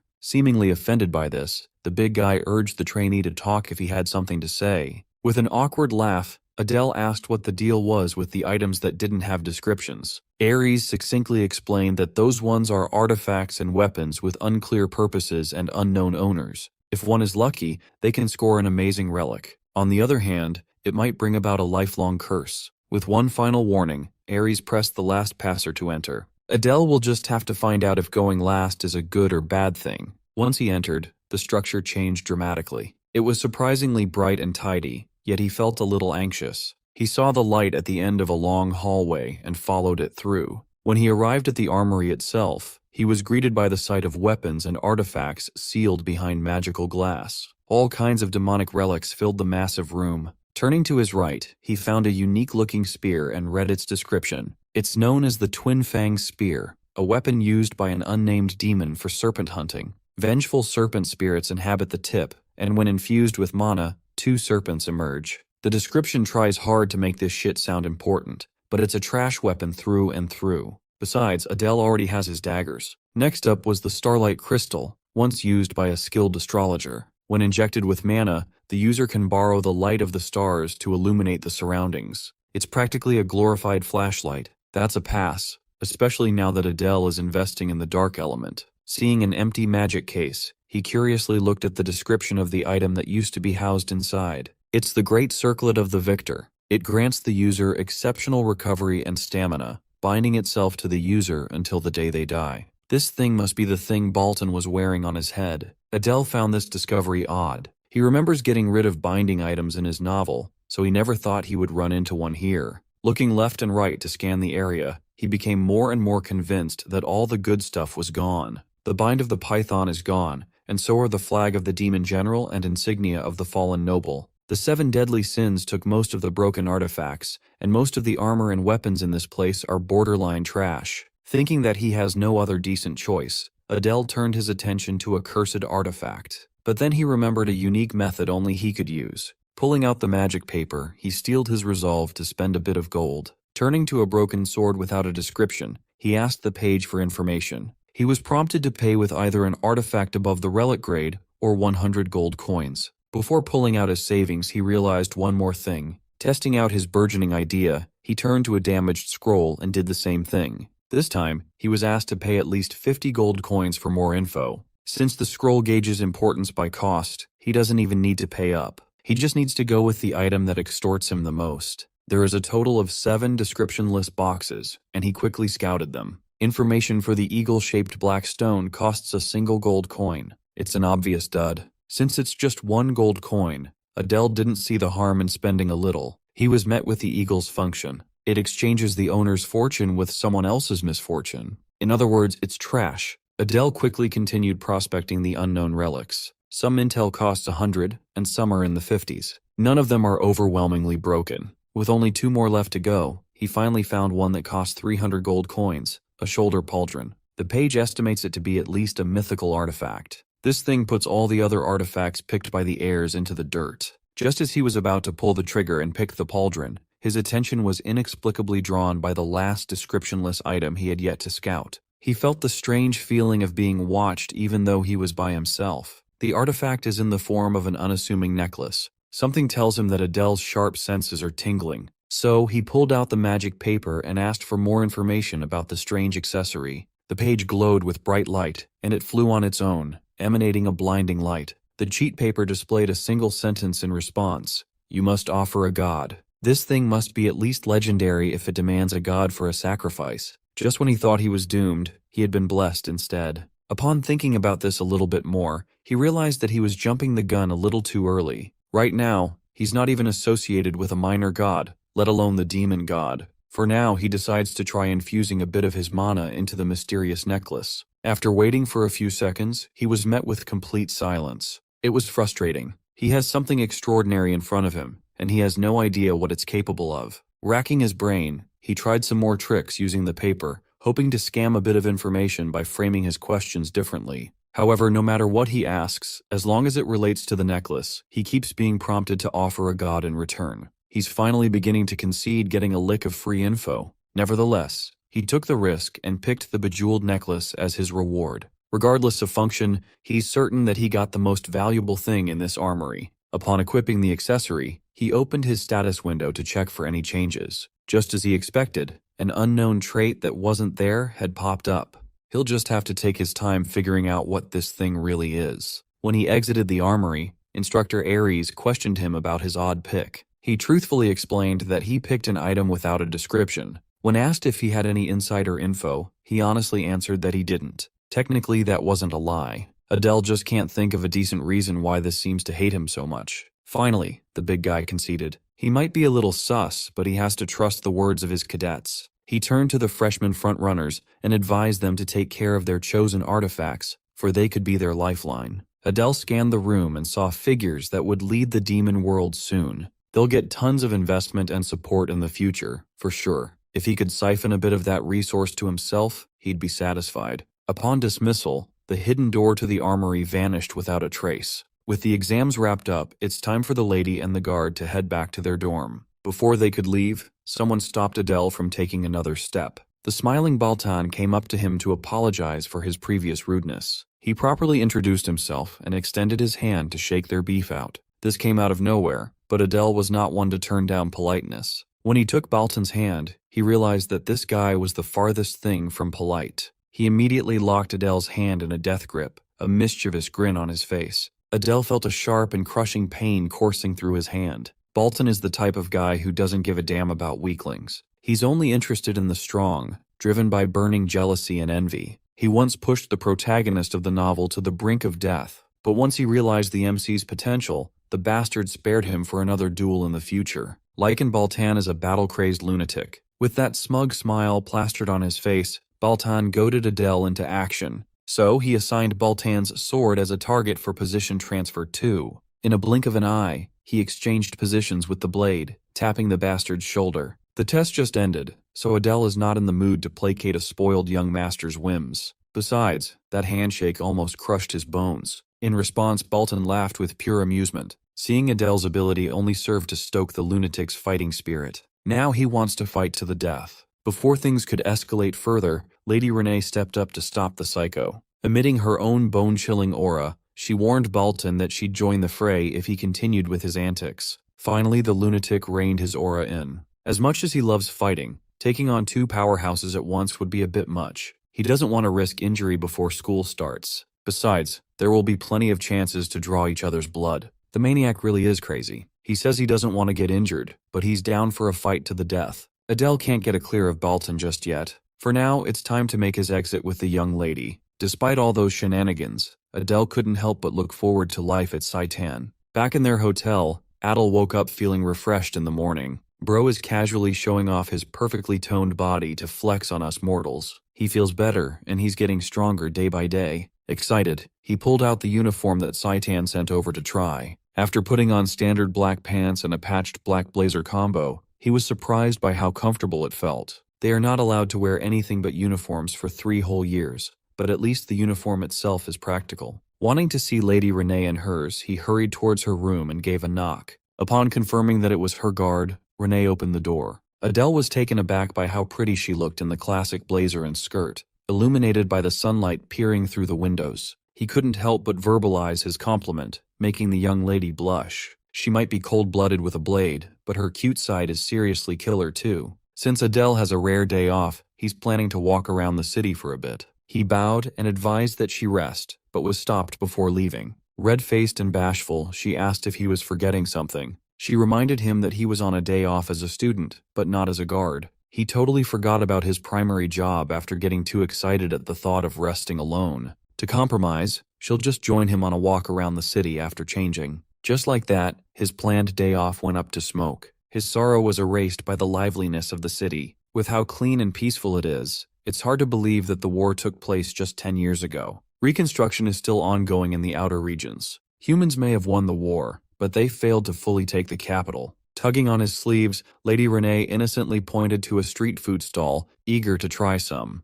The meat glistened as the heat brought it to the perfect color. It's a skewer of seasoned buck and vegetables. Curious if it tastes like chicken, Adele ordered 2 for him and the lady. As soon as they took the first bite, the pleasant flavor uplifted their moods. Adele was amused to see the stoic Renee making such an adorable expression. Maybe she's starting to open up to him bit by bit. The two continued to stroll around the city square while happily chatting. It's been a long time since Adele had a real break, and this will probably be the last one he'll have. Eventually, their walk led them to a stalwart statue in the middle of the capital. Adele looked at the giant statue with confusion, and Renee had to explain that it depicted the image of the first Demon King. Looking at it closer, he noticed the uncanny resemblance to Diana. It's not every day you get to see the first Demon King's features up close. When Adele tried to focus a bit more, he saw the statue's eyes glow with a familiar light. The necklace dangling on his neck resonated with the piercing glare. The stoic memorial of the first Demon King shot out an otherworldly power right into his artifact. Much to his surprise, it resulted in one of the jewels losing its luster and turning gray. What's weirder is that Renee doesn't see what just happened.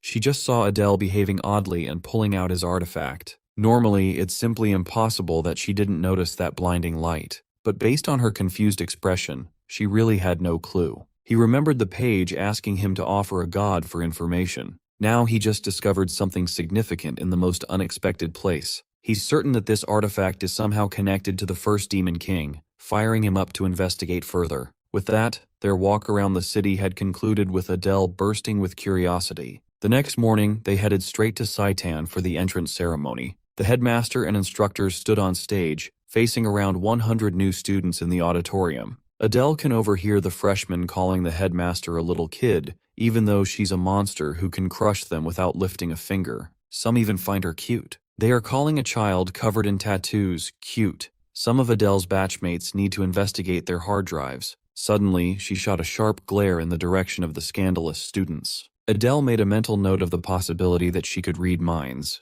With Instructor Aries' shout that shut everybody up, the entrance ceremony started. The headmaster gave a run-of-the-mill speech, and the atmosphere settled down. With the opening speech out of the way, the oath-taking for the top cadet and the runner-up commenced. As expected, the accolades went to Diana and Baltan. Looking at Lady Renee, she seemed unfazed that she didn't get the top spot. It makes sense, considering that her sole reason for enrolling is to take revenge on her mother. She doesn't give a damn about competition. As for Adele, he has his own agenda, no matter what anyone says. On the way up to the podium, Belton shot him a challenging glare and a cocky smile. Adele chose to just ignore him. Getting caught up with that maniac will be nothing but bad news. When the top cadet walked up to the stage, her presence alone showed why she was on top. As expected from someone blessed by the gods, the Demon King's daughter, Diana, is unmatched. The oath of the top cadet to wipe their disgrace and rebuild the demonic realm echoed inside the auditorium. Everyone could feel the rage from those who lost their homes and families at the hands of humans. If these demons find out that Adele is from the arson bloodline, the worst-case scenario would be torture for an eternity. With the entrance ceremony concluded, Instructor Aries directed everyone to check their assigned classes on the bulletin board.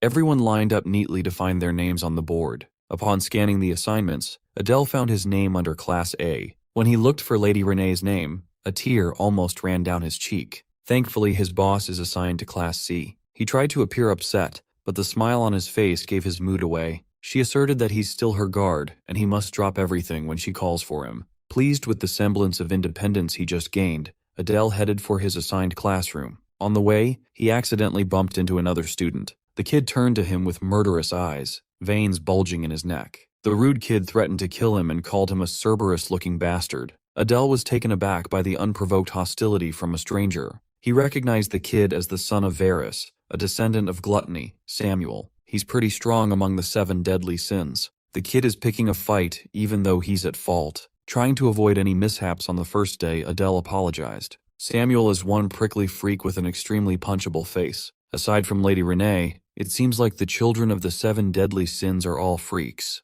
Adele can only pray that he won't be stuck with Baltan in Class A. In the faculty room of Saitan, a heated meeting was underway. Instructor Idea was protesting that she should be respected as a proper instructor of Saitan. Instructor Aries argued that she simply couldn't be trusted to handle a particularly dangerous child, and asserted that he had more experience handling such a case. Idea found it preposterous that this guy was trying to walk all over her to take control of Class A. Mediating in between the two, Headmaster Lucian asked them to pipe down. Idea finds it unfair that she's always being targeted by criticism. To clear the air, the headmaster let Aries speak of his reason for wishing to switch classes with Idea. He simply explained that he was better equipped to handle that trainee, Adele, for he had faced countless foes like that kid on the battlefield before. One look was all it took for him to see that the boy was a natural-born killer. He's the kind who would point his blade at his allies and must be restrained right away. The other instructors think he's overreacting to a half-demon boy significantly weaker than the children of the 7 deadly sins. Aries argued that raw power doesn't define true strength. Adel's boldness and calmness are no less than the best of the heirs. This is why he wants to take over Class A, which is to keep a close eye on the cadet. So, in the end, he's simply saying that Instructor Idea cannot be trusted to handle one standout trainee.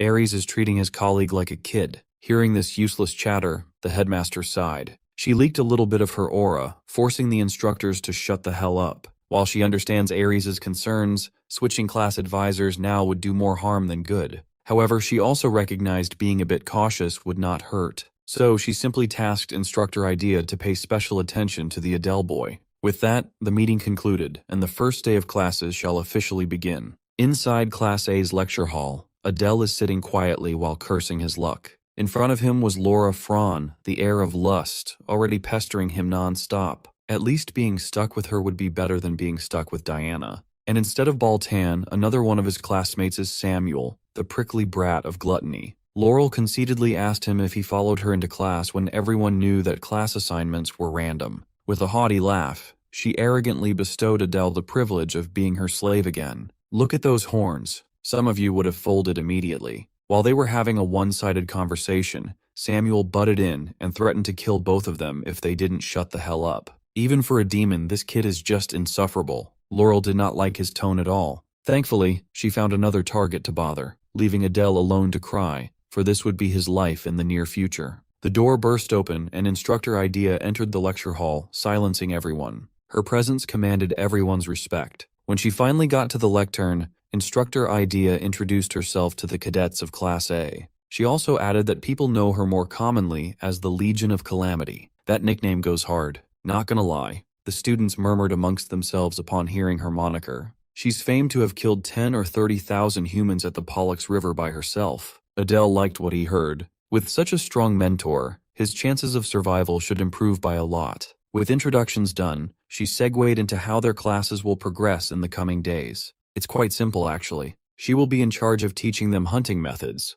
Of course, they won't be hunting animals or demonic beasts. They will be hunting. One of the main reasons why cadets flock to Saitan. They will be learning how to properly prey on humans. Adele maintained his poker face upon hearing such a thing. Instructor Idea will be solely responsible for hunting classes, Magic and weaponry will be taught by other capable instructors. On top of that, she'll also be in charge of basic stamina training. For their first class, being cooped up inside a classroom won't suffice. They need to go to the training grounds. As soon as Adele laid eyes upon the grounds, he was shocked by its size. It's maybe 4 or 5 times larger than a typical field. With everyone assembled, Instructor Idea activated her ability and summoned a swirling black hole, directing everyone to pay attention to her actions. When the black hole reached critical mass, a spread of darkness descended. The hole turned into a portal, and the sound of metal marching out bellowed. An army of human crusaders trailed out of the portal, their expressions blank. Seeing the strained looks on her cadets' faces, she assured them that these were just illusions created by magic. She also created the Sword Saint that tested their mettle at the entrance exam. Adele could tell that someone capable of creating a clone nearing a tenth of the Sword Saint's power was not someone to mess with. This instructor is a monster in her own right. While Saitan is quite formidable, he is pretty certain that the Royal Academy far exceeds it by a decent margin. Instructor Idea gave the cadets of Class A a simple task. They must pass the humans and reach her. For starters, she scanned the field until her eyes landed on a particular trainee. She called Adele up to give him the first try. With a sly smile, she dared him to stab her throat like he did with the Sword Saint's clone. Just when he thought he'd escape the prying eyes of Instructor Ares, it seems like Instructor Idea is also wary of him. Firstly, he asked if they wouldn't have a normal direct sparring. She expounded that humans use their leader as a source of mental fortitude. They are susceptible to falling like dominoes when the leader falls. A strong leader begets a strong army. She will take on that role for this sparring. Adele thought it made sense. Sun Tzu's Art of War chronicled the concept that an enemy can be defeated by capturing their chief. As he drew his dagger,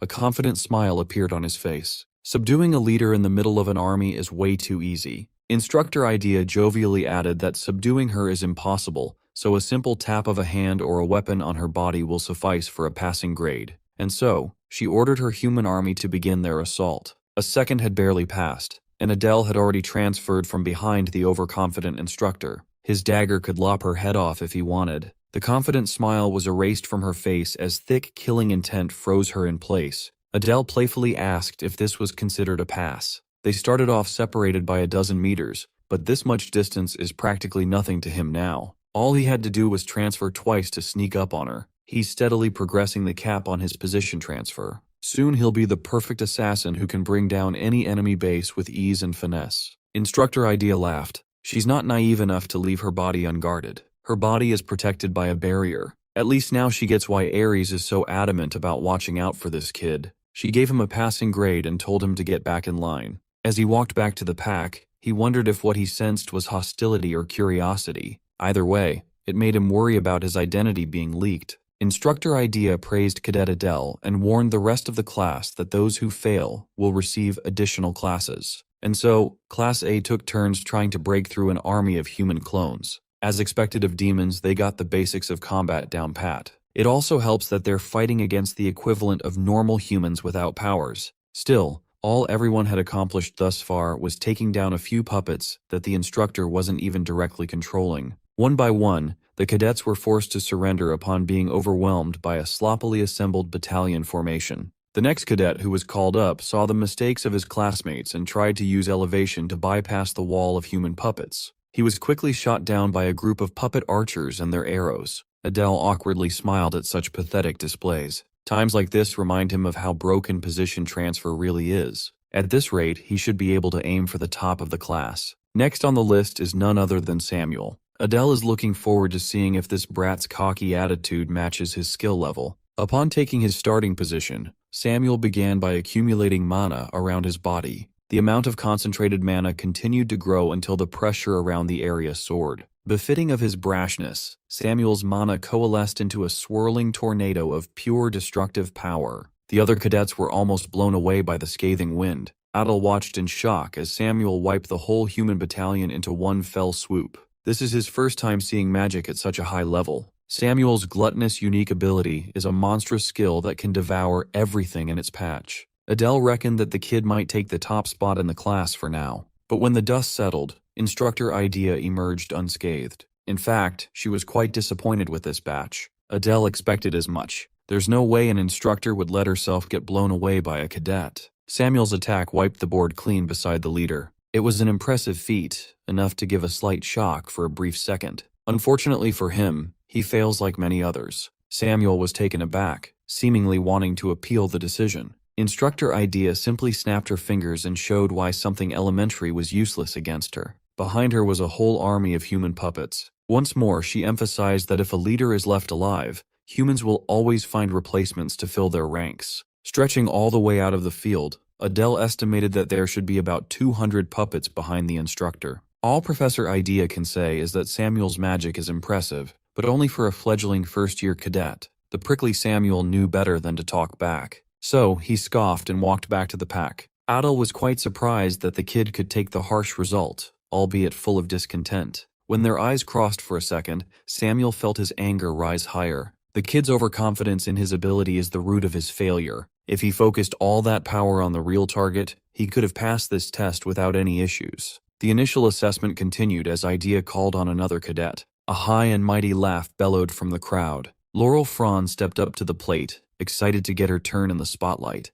The other cadets were certain that she'd pass. It'll only be a matter of how. She stood in front of the puppets, calling them minions who dared block her path. Her arrogant words did not elicit the response she was hoping for. Nervously sweating, her haughty words stopped coming. Seeing that she couldn't use her abilities on the puppets, she desperately thought of a way out of this mess. As Adele expected, the heir of lust is not the type to fight directly. Back in the entrance exam, she used her teammates as crazed minions while staying at the back, barking orders like a queen bee. She's practically harmless without minions. Desperate for a solution, she turned her attention back to the flock of cadets and locked gazes with Adele. With pleading eyes, she asked for help but still referred to him as a slave. Unaware of their one-sided dynamic, the entire class silently discussed what they just heard. Adele wasn't going to help Laurel in the first place, but now he definitely will not. Tired of her crying, Instructor Idea ordered her army to charge forth. Laurel recoiled at the sight of the puppets swarming her. They surrounded her and rained punches and kicks. Adele couldn't believe that she didn't even bother learning to cast buffs on herself. Everyone watched as the puppet beat her up for a concerningly long time while begging for help.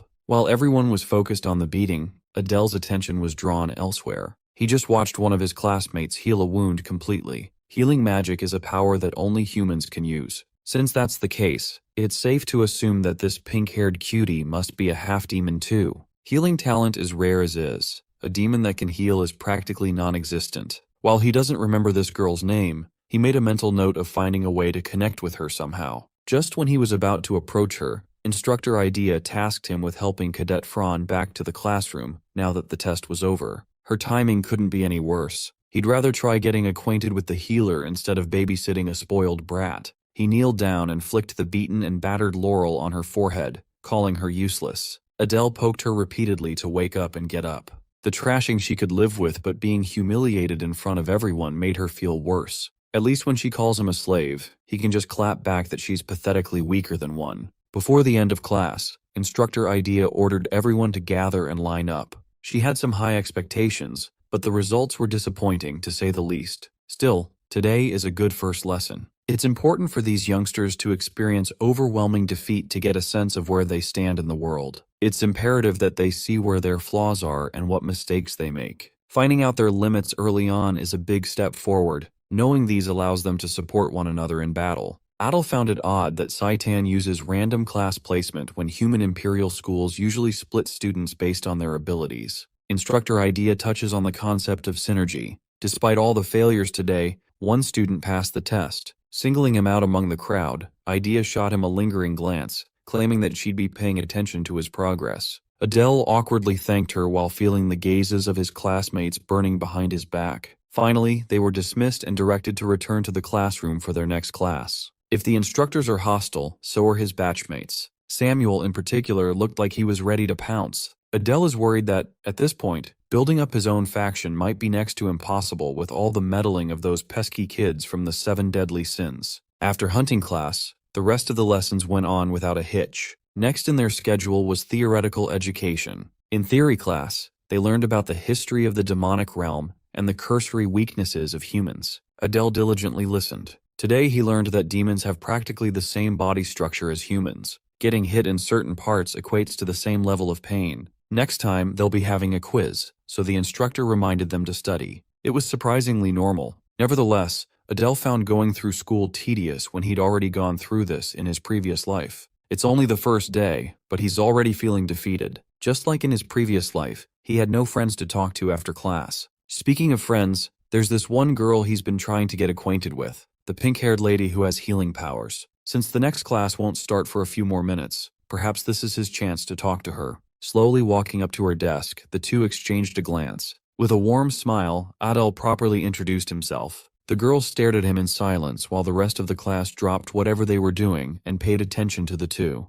Now that he's thinking about it, Adele realizes that when two half-demons do anything together, they are bound to draw attention from the masses. The girl is visibly uncomfortable with this, so it would be best to save the rest of the conversation for next time. So he quickly extracted himself from the awkward situation. Heading to the door, he just wanted to head to the restroom and feed loneliness to his mana or something. Suddenly the door opened, and Samuel walked in. For the nth time today, the two locked eyes. Adele just wanted to get out, yet this prickly brat looked at him like he was lower than garbage. Trying to keep the status quo, Adele reluctantly deferred and made way for Samuel to go in first. As the kid passed Adele, Samuel scoffed and murmured about how he's a nauseating, low-class creature. Everyone has a bottom line. Adele tried his best to stay out of trouble all day, but he's finally reached his limit for bullshit. He turned his head and sarcastically praised Samuel's family, seemingly touching on a sore spot. Samuel unleashed his stinky aura and asked him to repeat what he just said.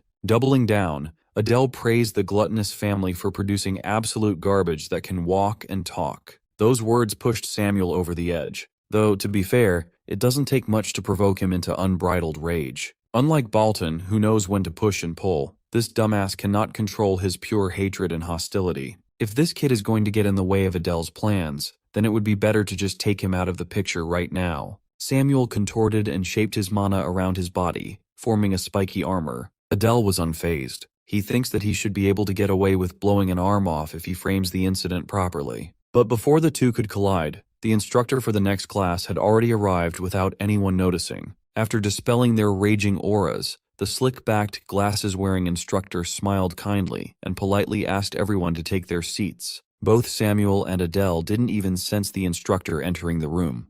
With the instructor breaking up the fight, Samuel dutifully deactivated his power. Well, that's because it was turned off forcefully. The instructor not only appeared out of nowhere, but he also dispelled all talents within an effective radius. With that settled, it's time for the bespectacled educator to introduce himself.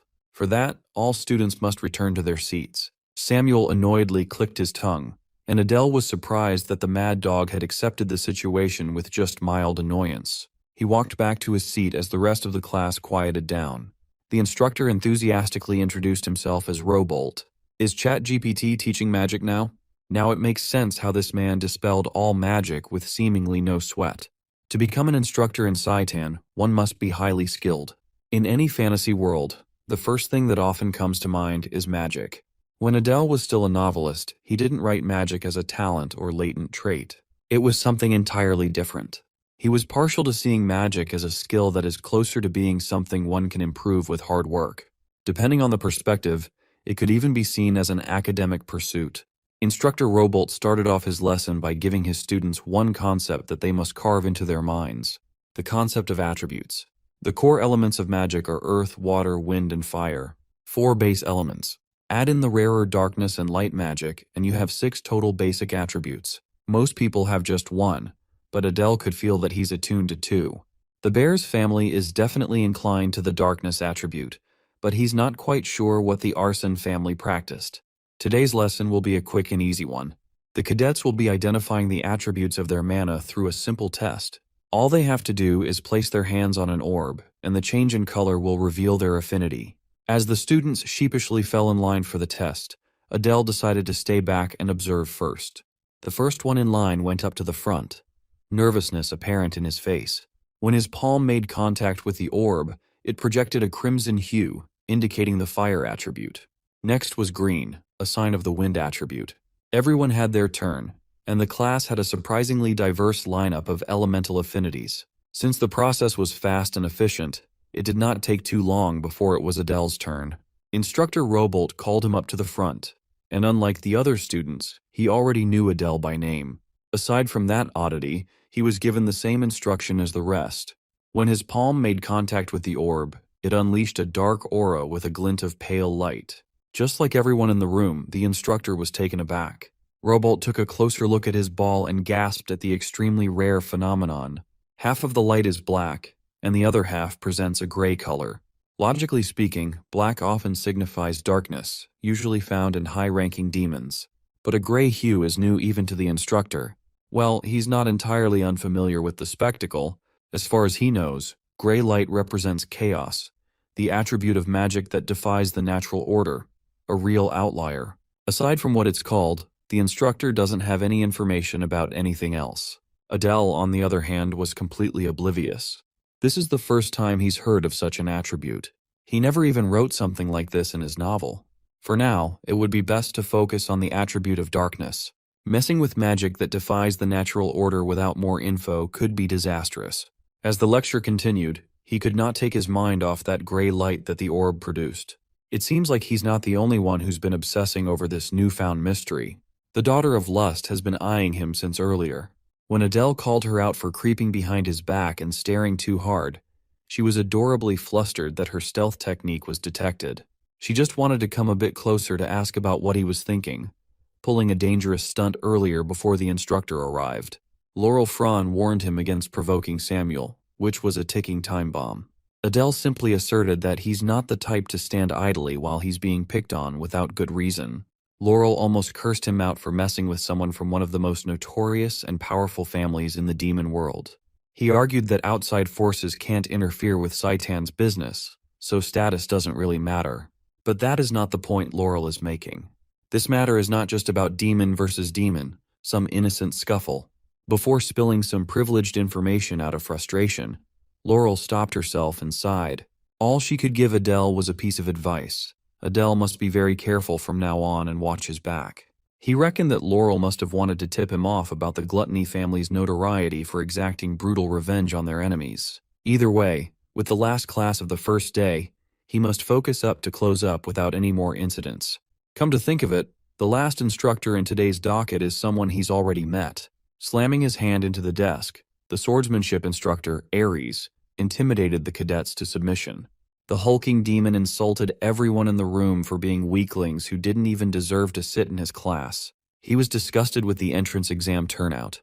Despite facing a measly 5% powered puppet, all groups except the top 8 were annihilated. Adele reckoned that Ares must be trying to provoke the class by hurting their pride. In this swordsmanship class, Instructor Ares aims to make sure that these cadets can at least take an opponent's arm in case they die in battle. In order to do that, today's first lesson is the importance of cardio. In other words, they will run until they drop. Ares believes that the foundation of swordsmanship is pure and raw physical strength. Any fancy technique backed by endurance can easily be magnified by 2 to 3 times in power. The allotted time for this last class is ticking, and the cadets have been running for 30 laps. With watchful eyes, the instructor spotted 2 cadets, namely Laurel and Samuel, doing something unforgivable. They were using mana to run without spending stamina. For that, the 2 heirs of prestigious families will be punished. For their punishment, they will be starting over this hellish run from the beginning. Adele was pleased with how those rich kids were dealt with for using tricks. Back in his day, he had to beat down knights after possessing a body before escaping to the demon world. Finally, Instructor Ares gave the much-awaited signal to conclude the diabolical class. Of course, only those who have completed 50 laps can proceed to their assigned dorms. Those who did not finish in time will have to take extra lessons. Today was no joke, but Adele miraculously got through it with minimal trouble. After freshening up, his next stop is the dorms. The first day was surprisingly exhausting. All he wanted to do was find his room and lie down as soon as he could. Unfortunately for him, Lady Renee found him walking on the way to the dormitory. She looks like she has a bone to pick with her so-called bodyguard. Swiftly regaining his composure, he asked his boss what was up. When asked about her first day of classes, she responded with a despondent silence. He wondered if someone offended Renee in her class or something. Before inquiring further, he needs to take this conversation away from prying eyes to avoid misunderstandings. Finally, the lady spoke and laid down her complaint. She was actually upset that the instructors did not give her nearly enough training, so she wants him to join her for some cool-down exercises. Adele, who just sweated his balls out in the field a minute ago, was mortified at the mention of more extraneous activities. Unable to say no, she led him to the personal training ground for cadets nearby. Even though it's tough, tagging along for some extra training with a child of the 7 deadly sins makes sense. Getting stronger increases his chance of survival. They arrived at the facility, and it was surprisingly spacious and well-equipped. Almost every machine was taken, and everyone was seriously working hard to improve their physical strength. Of course, Lady Renee immediately went for the heavy-duty weights. Adele volunteered to take a crack at the barbell first, confident that his years of working out in the previous world would make this easy. He tried a simple deadlift. This dude looked like he was about to shit his guts, and he could not even make the thing budge in the slightest. Lady Renee frankly called him a weakling and warned him to stop before he got hurt. He must have forgotten that the original Adel Arslan spent his whole life confined indoors. The lady grabbed the barbell he was straining so hard to move and did a perfect overhead press in her uniform without breaking a sweat. She has the ultimate sleeper build. In terms of pure strength, Adele is miles behind this girl. He needs to work hard and get some meat in his bones. The cool-down exercise she dragged him into stretched for a non-stop 2 hours before Renee reluctantly agreed to stop. It's about time to pack it up and go to the dorms. Overall, the tail end of Adele's first day was one big training montage. Curious about his current gains, he decided to take a peek at his status window while Renee was changing clothes. Well, he's still a chaotic half-demon with plenty of traits, a position transfer talent, and a mana count of 1321. Even though he's been diligently practicing mana manipulation every night, it only increased by a measly 24 points. It looks like he's entered the slowest growth phase. Maybe downing some elixirs would help. When Renee finished changing, he was knocked away from his contemplation. After escorting her to her side of the dormitory building, he implored the lady to get some rest. If Adele had stayed in that training facility a second longer, he would have collapsed. Following the directions he was given, he traversed the higher floors of the dormitory for his room. According to the letter of acceptance, he was assigned to room 407.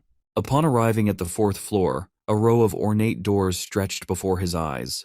Standing before the one that had his room number, Adele wondered what kind of roommate he was about to bunk with for the year. He solemnly prayed for someone with good character, a potential ally, if you will. He's about to meet his potential first friend in the demon world. He felt a little giddy as his heart raced in anticipation. Adele opened the door with a smile and polite greeting but stopped his words midway through. Sitting on the left side bed was none other than Samuel, son of Varus, the bastard he was beefing with. The single worst person to be paired with. Both of them were stunned in surprise, clearly unaware that they would be put into the same damn room. When the initial surprise wore off, tensions quickly rose as hostility filled the air. Miraculously, these two managed to not pounce on each other on sight. They were in a similar foul mood upon confirming that they would have to share a room for an entire school year. The mortal enemies would occasionally glance and size up each other only to turn away when their eyes met. Of course, the racist dipshit still refers to Adele as a filthy half-breed. Hearing those poisonous words, Adele sighed and abruptly stood up. Samuel also got into position, ready to duke it out at a moment's notice. Adele is not dumb enough to invite trouble by fighting. He just can't stand being in the same room as this arrogant prick, so he's going out for a bit. Before opening the door to make his exit, he forebodingly wished the dipshit a quiet rest. Based on the dark circles under his eyes, Samuel doesn't look like he gets much sleep in the first place. After walking out of that prickly dorm room, Adele walked carrying his frustration. He'll just come back when the prick is asleep. How can a guy who's not even a descendant of wrath be so consumed with seething anger? Samuel is supposed to be the descendant of gluttony, right? With his train of thought in disarray, Adele found himself wondering about this chaos magic affinity of his. Questions about this unknown mana attribute nagged at his mind. Maybe he should ask the information paper if they know something about it. But if they have any leads, surely Instructor Robolt would have shared it with him, or he would be learning its power through inscriptions right now. Besides, obtaining information costs a lot of money, and he is currently as broke as the one watching this video right now. For now, the best use of his time is finding a place to train his mana techniques. While he was wandering the nearby woods of Saitan, he spotted a singular sparrow. The little fella was cute, but there shouldn't be any kind of critter around this place. Adele sharply took note of this oddity. With a stoic poker face, he turned away from the bird and went on his way. When he finished mana training, the sun had long since set, and the dark night had set in. Opening the door, Adele found his hateful roommate asleep in his bed. Luckily, he won't have to deal with more bad vibes. Absolutely exhausted, he hopped into his own bed, feeling as though he was about to pass out at any second. Still, he wants to squeeze in every second of training he can get, and that includes the minutes before bedtime. As soon as he closed his eyes, exhaustion took over and knocked him out cold. Upon sensing that the half-breed was asleep, Samuel got up from his bed and hovered over Adele with a malicious gaze. Samuel just stood there menacingly. He just walked over to watch his new roommate sleep while talking trash about his looks. Normal stuff. What the brat cannot accept is the blatant insult to his family name. He recognizes that he was in the wrong, but Samuel won't be caught dead apologizing first. He sighed and turned around. Sharing a room with this punk is just adding to his already full plate. Still, he can't seem to forget the performance Adele put on during class earlier. When he saw that swift and decisive technique, Samuel's heart throbbed painfully. He felt a painful sensation that he had experienced before. Recalling the image of the half-breed and instantly finding the instructor's vital point in the blink of an eye made Samuel shiver uncontrollably. He could feel the call of hunger kicking in. His gluttony is running wild again, causing him agonizing starvation at a moment's notice. It felt like his insides were drying up to an unbearable degree. At that moment, Adele tossed and turned to face his roommates grimacing while he was off to dreamland.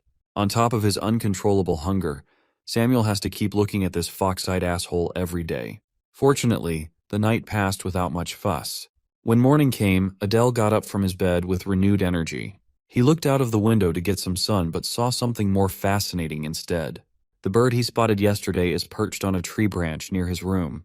For a place that is strictly sensitive about foreign intrusion, Saitan sure sucks at hiding its invasive intent. This basically confirms that someone is trying to keep an eye on him on this campus. Adele would put his bet on Instructor Aries. That guy is relentlessly onto him. After slyly scanning the little fella's mana, he confirmed that it was definitely a living being, something that could be tamed through various methods like food. Speaking of food, that brat Samuel must have already gone out to have breakfast. The dude didn't even fix his bed. At that moment, Adele realized his big mistake. He does not know where the hell the dining hall is. The allotted time for the first meal of the day quickly passed, and the first class of the day, under Instructor Idea, arrived. Adele ended up missing breakfast as he aimlessly wandered around the campus looking for food. This is a rough start for his second day of classes. With a grave expression, the instructor prefaced today's class with an important announcement. For their homeroom, the class will choose a representative. It's only the second day, and the class barely knows each other. Naturally, some of them had questions about how they would select one for the crucial role. Initially, Instructor Idea was planning on a democratic vote, but she just changed her mind on a whim. Instead of putting it into voting, she will personally appoint the class rep. Before she could even blurt a name out, a certain bold lady was already preparing her acceptance speech. Laurel Fran could not stand idly any longer. She stood up and praised the instructor's impeccable decision-making. In the novel, the instructor chooses Fran to represent this particular class, since Samuel's unpleasant personality makes him ill-fitting for a leadership role. Laurel, on the other hand, has a very inflated ego. As a representative, she wants everyone to treat and call her the queen. She might not be the brightest, but she's the best choice for the job. She certainly has the charisma of a leader and the best support skills. While she was busy claiming the role that wasn't hers yet, some of the other students were hoping that the competent Adele would be their representative until they remembered that he was a half-breed. Maybe his performance was a bit too good. Still, he is flattered to hear his name come up for something so important. Waving useless thoughts away, Adele quietly approved of Laurel Fran's inevitable appointment. Instructor Idea held her tongue as the vivacious lady urged her to say the name and make this nomination official. With a sigh, Idea blatantly shot Fran's overconfidence down by asserting that she was not going to be the class rep. Not used to getting rejected and passed over in her entire life, Fran could not make sense of what she was hearing. Without mincing words, Instructor Idea announced that the class representative she chose was none other than Adele Pixie. There was no one more surprised than the man himself. This is an absurd progression. There has to be some hidden agenda here. No one in their right mind would approve of a half-demon representing the whole class. Instructor Idea expressed her high expectations for the young man, hoping that he would lead everyone to success. After dropping that bomb of an announcement, she scurried off to another class she had to oversee. Samuel was visibly frustrated. The dude he's been wanting to tear apart just keeps moving up in the world. Classes will now heavily focus on practical training to prepare for midterms. Until the end of the day, they must group themselves into 3. Adele dug into his memory and recalled what midterms and practicals entail in a place like Saitan. It is more than likely that they will be tested on their ability to kill live humans. After all, that is the point of all the training they are undergoing. In combat, killing is imperative. Before promptly concluding today's brief homeroom class, Instructor Idea turned to Cadet Fran. With a venomous smile on her face, she warned the young woman to never talk so casually to her ever again, unless she wanted private lessons. Idea recognizes that keeping Fran's ego in check is practically a requirement. The task of submitting the team list by the end of the day naturally falls in the new class rep's hand. Setting the list aside, no one has any idea what the upcoming practical even is. Maybe they'll be fighting Idea's dolls again. If that were the case, though, there wouldn't be a need to form teams. In the novel timeline, it's still too early for the human world's terror incident. Anyway, what matters now is making a proper and functional team. Well, he already has one person he badly wants to pull into his fold. In the faculty building, one of the instructors is marching down the halls like he just heard the worst news of his life. Instructor Aries looked like he was ready to bitch slap anyone brave enough to stand in his way. Without knocking, he barged into Idea's office with his voice at full volume and his tone hostile. Seeing how calmly Idea responded, it's safe to assume that she's already expecting this visit. It's been a while since she had seen this dude looking so serious. It's kind of amusing for her. Aries came out swinging with his inquisition about the selection of that dangerous kid as class rep. The announcement was made just a few hours ago. Aries sure has efficient eyes and ears all over Saitan. Instructor Idea vehemently defended her choice. She knows the implications of what she did. This will be a temporary situation, but she thinks giving Adele authority over Class A is the best course of action. Instructor Aries refused to hear any outlandish reason she could come up with. He wants that class rep selection overturned and someone else appointed immediately, or else, even with that veiled threat, Instructor Idea stood on business without budging on her decision. She simply rejected Aries' demand like a real one. Aries clutched his head in frustration. He can make threats all he wants, but he really can't act on them against a fellow instructor. The thing is, Idea actually liked that kid. He has top-tier skills, and he's not an arrogant brat like those 7 deadly sins descendants. Furthermore, he's backed by the Bears family. Still, Aries firmly trusts his gut that the boy can't be trusted. After all, there's nothing more dangerous than a blind blade. Instructor Idea sighed and walked away from the argument. She will handle everything, so Aries better stay out of her way. She is supremely confident in her eye for real talent. Unable to do anything about the decision, the big man just stood there helplessly. Now he's regretting not pushing harder to take over that class. He feels a foreboding feeling about leaving someone so dangerous to a new instructor. Most importantly, the kid reminds him of a half-demon who left him with an unforgettable battle scar from a past battle. He could not shake off the eerily similar vibes of that killer to Adele's. While the chances of blood relation are slim, it cannot be overlooked. They don't even know what motivates that fox-eyed wolf. Aries walked towards the window and whistled for his little bird. So far, all the reports he's been getting are clean. Adele hasn't done anything that raises red flags. Just to be safe, keeping surveillance should suffice for now. He can't afford to take his eyes off a threat, even for a moment. Back in Class A's classroom, the cadets have been busy trying to form teams during break time. Adele might be the newly appointed representative, but not a single soul has approached him yet. He's worried that he might look too shady or something. Hell, even that asshole Samuel is getting offers to team up.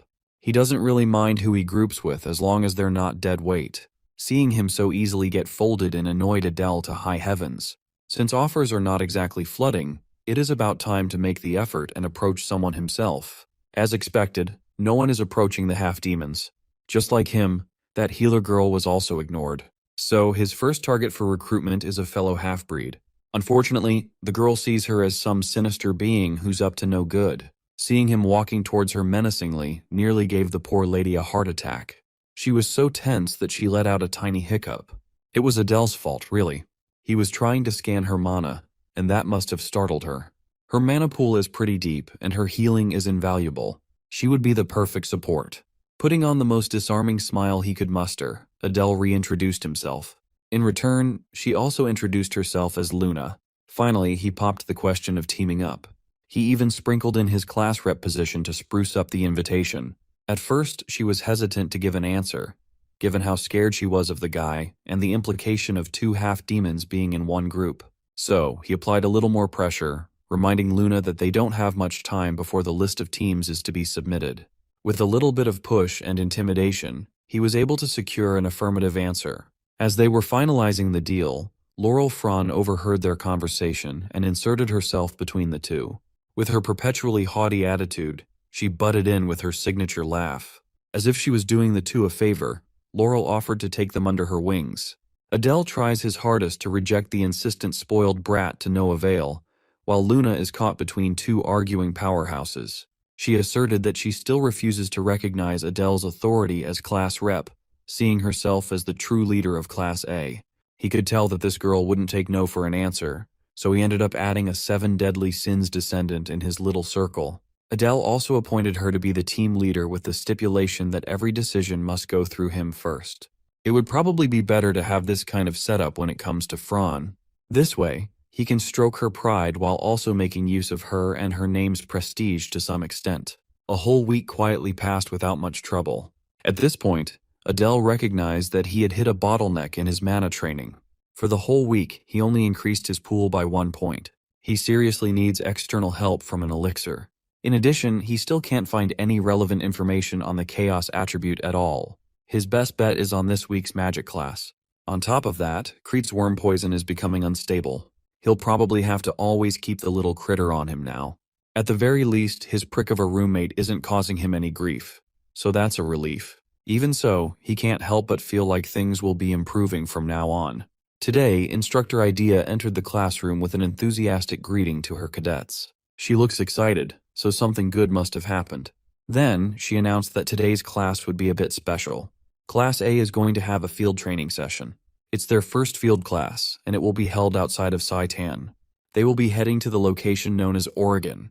Bro, they're going to the United States? Well, in this world, Oregon is the prison that houses humans who failed to return to their territory during the Human-Demon War. In other words, Oregon is a prisoner of war camp.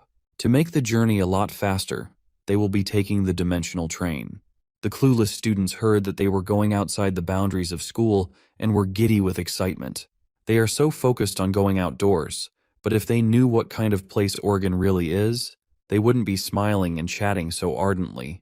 This is Adele's first chance to venture outside the school property, and he lucked out.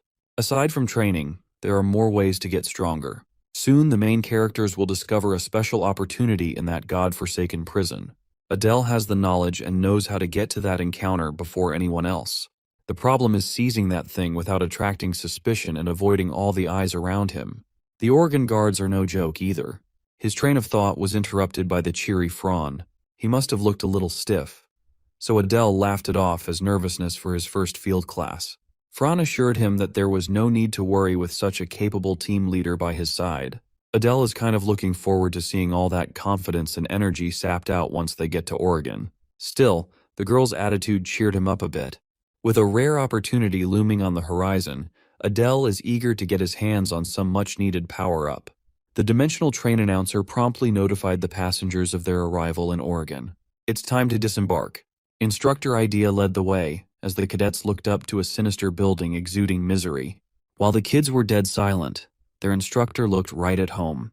On the way to the entrance, they had to walk by a few metal cages housing the bones of previous prisoners. As expected, the atmosphere was intense. The cadets who were expecting some leisurely place for field training are now shaking in their boots. To ease them up a little, Instructor Idea explained that there won't be any combat tests today. She said it as if something awful wasn't obviously about to happen. That woman has a twisted sense of humor. The guards of Oregon welcomed the Satan cadets with complete indifference.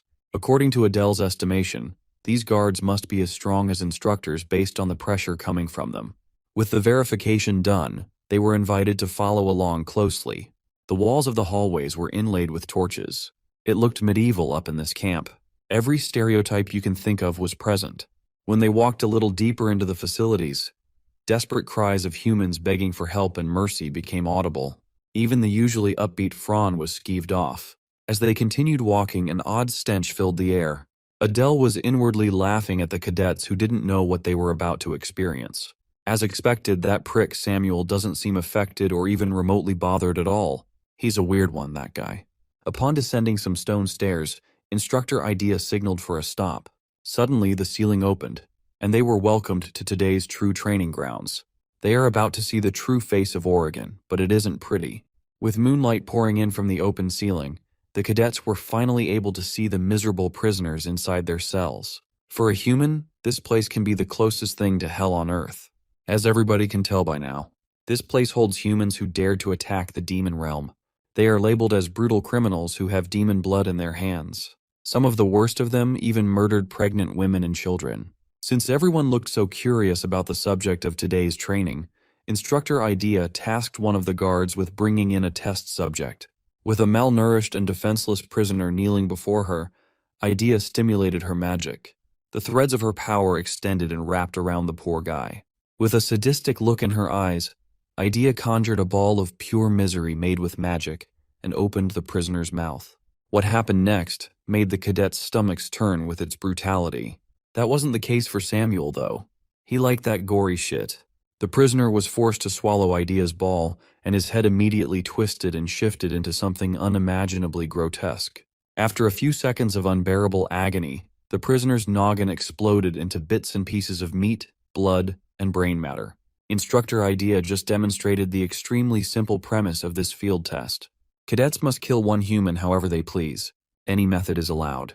Those who have weaker stomachs couldn't bear to look at the aftermath of their instructor's bloody demonstration. Adele, on the other hand, felt nothing at all. His psyche must have become completely one with the original demon who had this body before him. His goal won't change no matter how dirty his hands have to be. He will survive to the end and fix this wretched world's ending whilst fulfilling the original Adele's wish. To test her newly appointed class representative, Idea called up Adele to take a crack at the task at hand. Without saying a word, he walked up to the nearest cell and opened the gate to take his pick. Chained up against a wall was yet another underfed prisoner of war. Knowing what was about to happen, the poor sap looked at Adele's dagger with terror. With an emotionless tone, the young man extended a courtesy to hear the man's last words he wanted to leave behind. With vitriol and pure hate, the man screeched that his only regret in life was that he could not kill more demon bugs. He warned that humanity would wipe out every last demon in existence. Hearing the ramblings of a hateful madman fueled Adele's swift and clean blade swing. Knowing that he's killing such a piece of work felt oddly satisfying. When he walked out of the cell, Instructor Idea was clapping for his impeccable performance. The instructor and the class rep have had their turn. Now it's up to everyone else to enter their chosen cells and let human blood stain the floors. As for the half-demons in the class, they have to step aside with the instructor for a moment. Adele watched as Idea led them to the other side of the facility.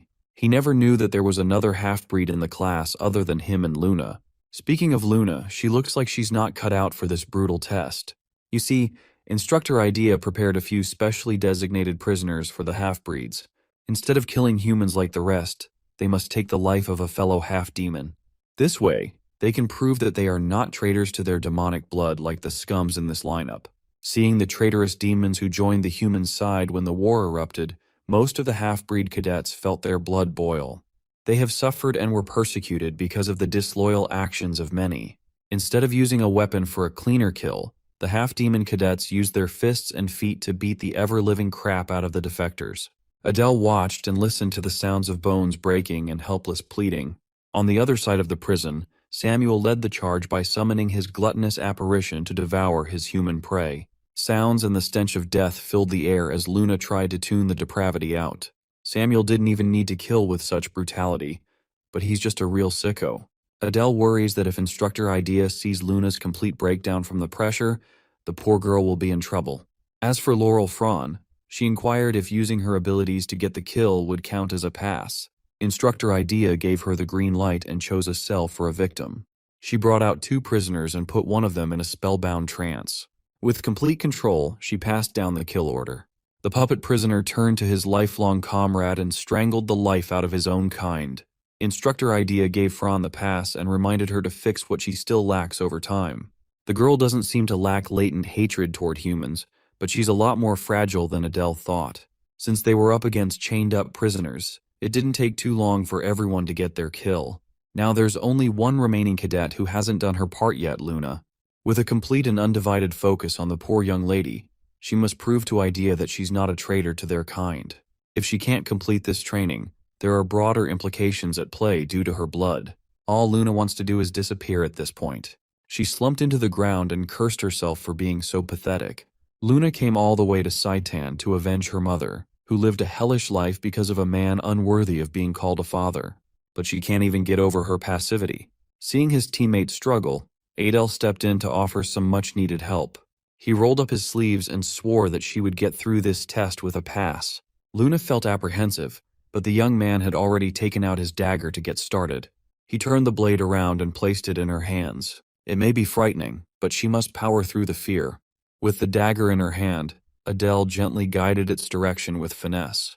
In this state, all she needs to do is slowly move forward and stab the heart. She closed her eyes and did as she was told. Before Luna knew it, Adele was already collecting the blade from her hand while patting her head for a job well done. If he had not stepped in, things would have taken a turn for the worse. It's obvious that nothing good would happen if a half-demon refused to kill a filthy human.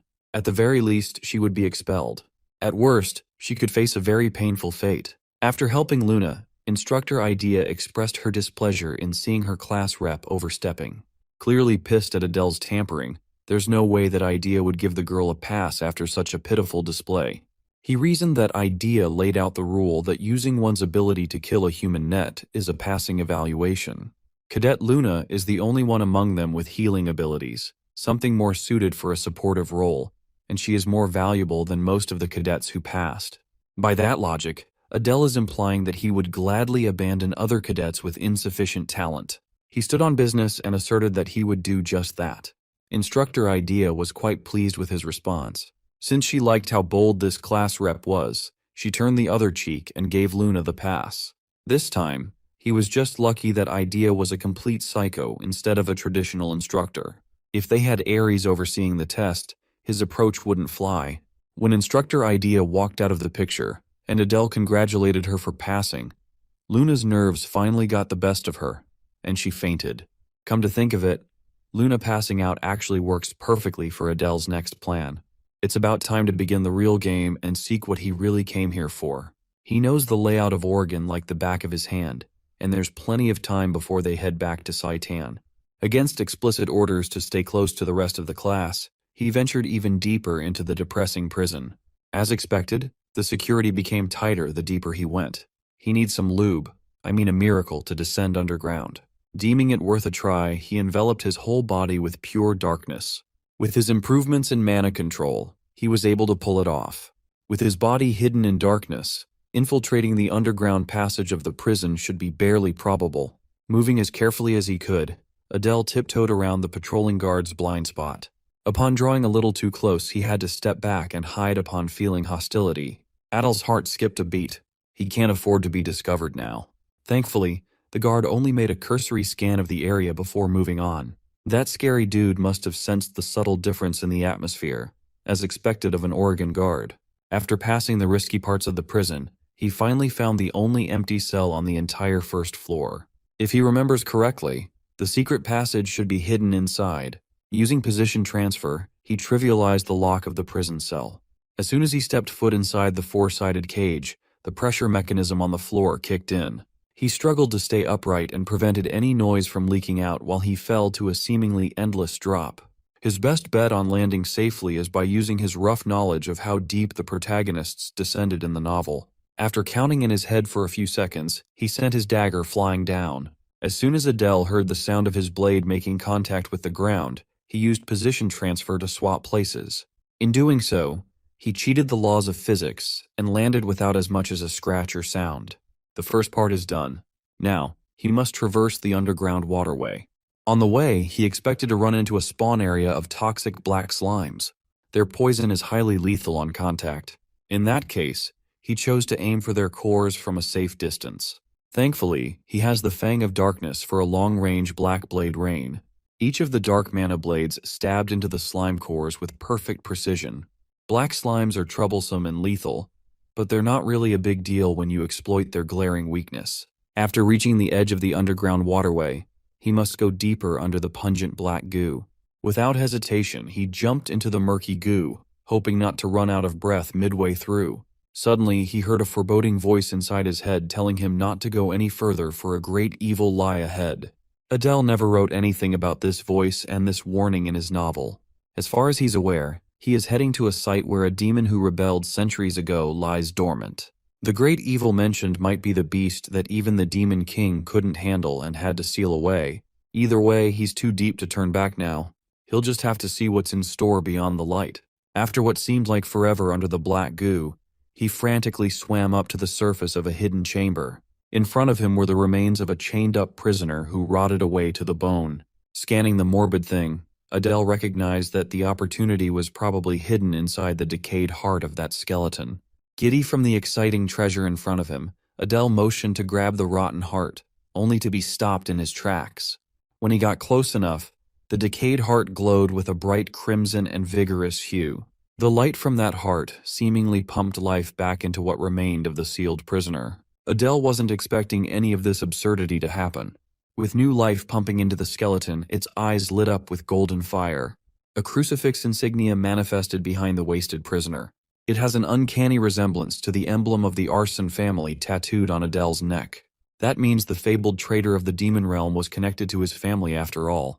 Defying all logic, the skeleton talked with a booming voice, recognizing Adele as the child of Arson. Unnerved and curious, his ears perked up to listen. Someone who can hear the skeleton's voice is bound to carry the same burden as he did in his life. That's the fate of the blood that carries chaos. For Adele, he leaves a warning not to be devoured by the raging chaos, the force that distorts the order of the world. If one becomes obsessed with finding its meaning, one is bound to become lost in the end. After issuing the bone-chilling warning, his remains crumbled into dust as the rotten heart fell on the floor. Upon touching and picking up the decayed organ, it lit up once more. Through his palm, it imparted a constant hunger, the will that seeks nothing but utter devastation and destruction.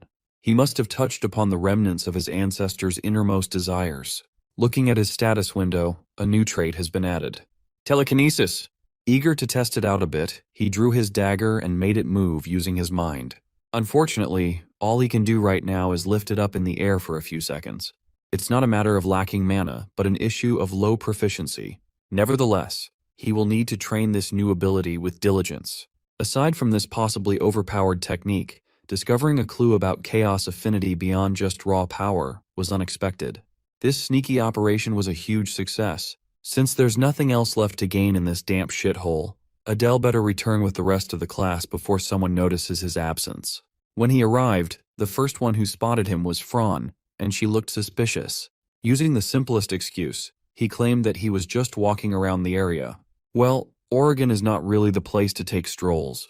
To cover his tracks, he insisted that sightseeing caged humans is oddly pleasing to him. Dismissing Fran's irritable ramblings, he looked for Luna. Fortunately, she seemed a lot better than the last time he saw her. He joked that she slept so soundly that someone could have carried her off without anyone noticing. Ignoring that joke, Luna thanked Adele for helping her with the field test. She would have undoubtedly failed if it wasn't for him. That means the girl is indebted to him now. He'll certainly cash that debt in the future.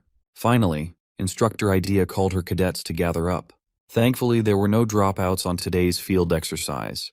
She also noticed the change that a lot of cadets underwent after getting their hands dirty. They still need refinement, but today, there was a big improvement. It was a short stay that felt long. Now it is time to leave this god-forsaken place and return to Saitan. Another week quietly passed since they returned from that unforgettable trip. Not much really changed. Adele noticed that the half-demons had overcome some of their fears through the experience of killing their own kind. Meanwhile, every second of Adele's downtime has been dedicated to training up his telekinesis, while the professors keep hinting at the upcoming midterm exam. In the novel, the first-year students of Saitan launched an all-out invasion of the Imperial School around the time of midterms. This upcoming event is no joke. Adele could tell that not everyone in this classroom would ever return in one piece. Yes, the One Piece is real. Today, Luna kept on stealing glances at him and turning away once he stared back. Based on her expression, she looked bothered by something. So, he decided to approach her with a smile to check what was going on. She wasn't responding, so he gave her a little startling. When asked if something was going on, she frantically waved the question off. It looks like she won't be sharing her thoughts so easily. So Adele invited the young lady to have lunch with him later. Hearing the invitation seemed to cheer her up a lot. With that being said, they are set to meet in front of the dining hall at noon. Luna is emotionally unstable but way too easy to read. She doesn't seem that frightened by everything anymore, and she seems to trust Adele after Oregon. A few hours later, the lunch period was almost over, and Luna was still a no-show, worrying Adele. He doesn't want to go in and eat alone since he normally doesn't even eat lunch. It can't be helped, so his time would be better spent on more training anyway. As he was about to walk back to his dorm, Adele spotted Lady Renee and the Demon King's daughter, Diana, walking his way. Upon seeing perhaps the most dangerous duo in Saitan, every fiber of Adele's being screamed at him to run and not get involved. So, he frantically used position transfer in order to hide himself. Even so, Lady Renee sensed a faint trace of his presence. Thankfully, she did not investigate the surroundings further, as he was just hiding behind a brush. Considering what he experienced back in Oregon, he's been a little more paranoid about getting outed as a descendant of the arson family now. Not only did his family play a pivotal role in defeating the demon realm, but more importantly, they were directly responsible for the brutal death of the Demon King. To add salt to the wound, the Arsons even added the queen to their kill count. While the ladies were trying to make sense of the presence, they both just felt Adele quietly snuck away. That was a close encounter. He really needs to be more cautious around the campus. His sneaky shenanigans landed him in a hidden spot behind the dining hall. The ample space and quiet is a lot better for training than his stuffy room. Maybe he stumbled upon a decent spot. Unfortunately, the peace and quiet didn't last too long as a frightened scream echoed nearby. Adele recognized the terrified voice and immediately ran in its direction. His suspicions proved to be correct. Luna was being harassed in an alleyway. Seeing the young lady being ganged up on made Adele's blood boil to dangerous levels. She turned to him with a glint of hope.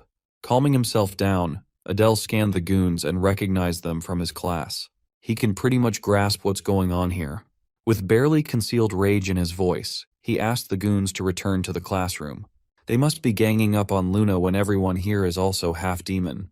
The goon leader pushed back against Adele. From the beginning, these half-breeds never recognized Adele's authority as a class representative. These goons have no game at all. Believing that Adele wouldn't be able to handle a 3 versus 1, they were quickly proven wrong. With pure mana imbued with killing intent, Adele grabbed one of the goons and choked him without lifting a finger. The other two were taken aback, feeling the unnerving hostility of the class rep. These fools had the gall to stand up against him when they couldn't even move after feeling just a little bit of killing intent. He let the fool drop to the ground, looking down on the pathetic worm. Much to Adele's surprise, it seems like he underestimated one of the goons standing on the sidelines. The boy with the spider mark on his cheek wasn't scared of him. In fact, this dude is calmly analyzing his moves. After making an example of one, he implored the goons to stop embarrassing themselves and run. Hearing them bark even more, Adele gave one last warning, an opportunity to shut the fuck up. It's still lunchtime, and he'd rather not see his intestines before a meal. Limping away, the three stooges retreated with their tails tucked between their legs. The boy with the spider tattoo was still calm and collected as he stared at Adele with apprehension. Such a composure is unusual for a cadet. Aside from Luna, there might be another diamond in the rough in Class A. Once the goons were gone, Luna ran up to her savior with sincere gratitude for the help. Since they got held up for too long, their lunch meeting will have to wait for another time. The class will begin soon, so they had better hurry back. He heard that they are finally learning real magic today, so he doesn't want to be late. Day by day, Luna feels closer and closer to her fox-eyed knight. A few minutes later, Instructor Robolt entered the classroom and excitedly broke the news that they were finally delving into learning magic for real-life scenarios. Today's focus will be on invisibility and silence, two techniques that shouldn't fall in the hands of pervs. Coincidentally, these two are also the original Adele's forte. The purpose of learning these two techs is simple. How do you deal with someone stronger than you on the battlefield? At times, the only answer is assassination. For some, such underhanded methods aren't an option but a necessity. Right now, no cadent in Class A can defeat a human hero in a head-on fight. To get started, Robolt first demonstrated invisibility magic. He carefully explained how to heat their demon tattoo slowly as they circulate and release mana gradually. Even with a low mana purity level, One must try to spread the cover thinly and evenly across the whole body. Failing to do so will result in failure. After flawlessly executing every step of the process, the instructor seemingly vanished without a trace. That must have been why no one noticed when Robolt walked in during his fight with Samuel. Reappearing in the same spot he vanished in, the instructor tasked the cadets with wrapping mana around their bodies. First, they must close their eyes and devote all focus to the difficult and precise handling of mana. This step will take time, so patience is required. Even if they accidentally succeeded in a few tries, the caster should still be able to see their own body. Every cadet tried their hardest to devote all brain power and mana control to the task at hand. Robolt estimated that it would likely take more than a day for one of these brats to stumble into some semblance of success. One of the standouts was Laurel Fran. She has a deep mana pool and good control, as expected of a 7 deadly sins child. More impressively, the kid known for his brashness, Samuel, is exhibiting an astounding level of control. His body is already looking faint. He must have a natural talent for the technique. For normal cadets, a week of practice is the threshold to get a feel for invisibility's intricacies. Fran and Samuel are already at the prodigious level. While he was busy praising the rich kids, Robolt realized that one of the standout cadets was missing from his classroom. The kid with the chaos attribute that Ares warned him about. When he looked at Adele Pixie's seat, the physical form of the boy had already completely vanished. He could recall that the boy was sitting in that seat when he started the lecture earlier. While the instructor was having a mental crisis, Adele easily maintained his invisibility spell without much effort. Thanks to his body's latent talent, invisibility magic was way too easy to master. In fact, he's already trying to come up with ways to incorporate his chaos attribute into it. The invisibility and assassination skills they broached today won't cut it against those who are truly strong. He needs a more potent way of killing. As he was heading back to his dorm, Adele was stopped by Instructor Robolt in the hallway. The instructor just wanted to know if he had ever practiced magic before he was admitted to Saitan. Seeing no harm to it, he admitted that he's a first-time magic practitioner, but has always been able to use his inherent talents. Seeing that he has a generational talent in his hands, Instructor Robolt invited Adele to visit his lab from time to time. Bro is the LeBron of invisibility. He praised the young man for his exceptional potential for magic and the untapped possibilities of his rare chaos attribute. He is practically flowing with research value. Adele may be supremely talented in assassination, but it would not hurt to look into other avenues. Since he has something lined up today, he promised to come by Robolt's lab some other time soon. It would help his campus life a decent bit if he kept up the act of being a magic genius. Sitting in his dorm bed, Adele needed to take care of something before midterm started.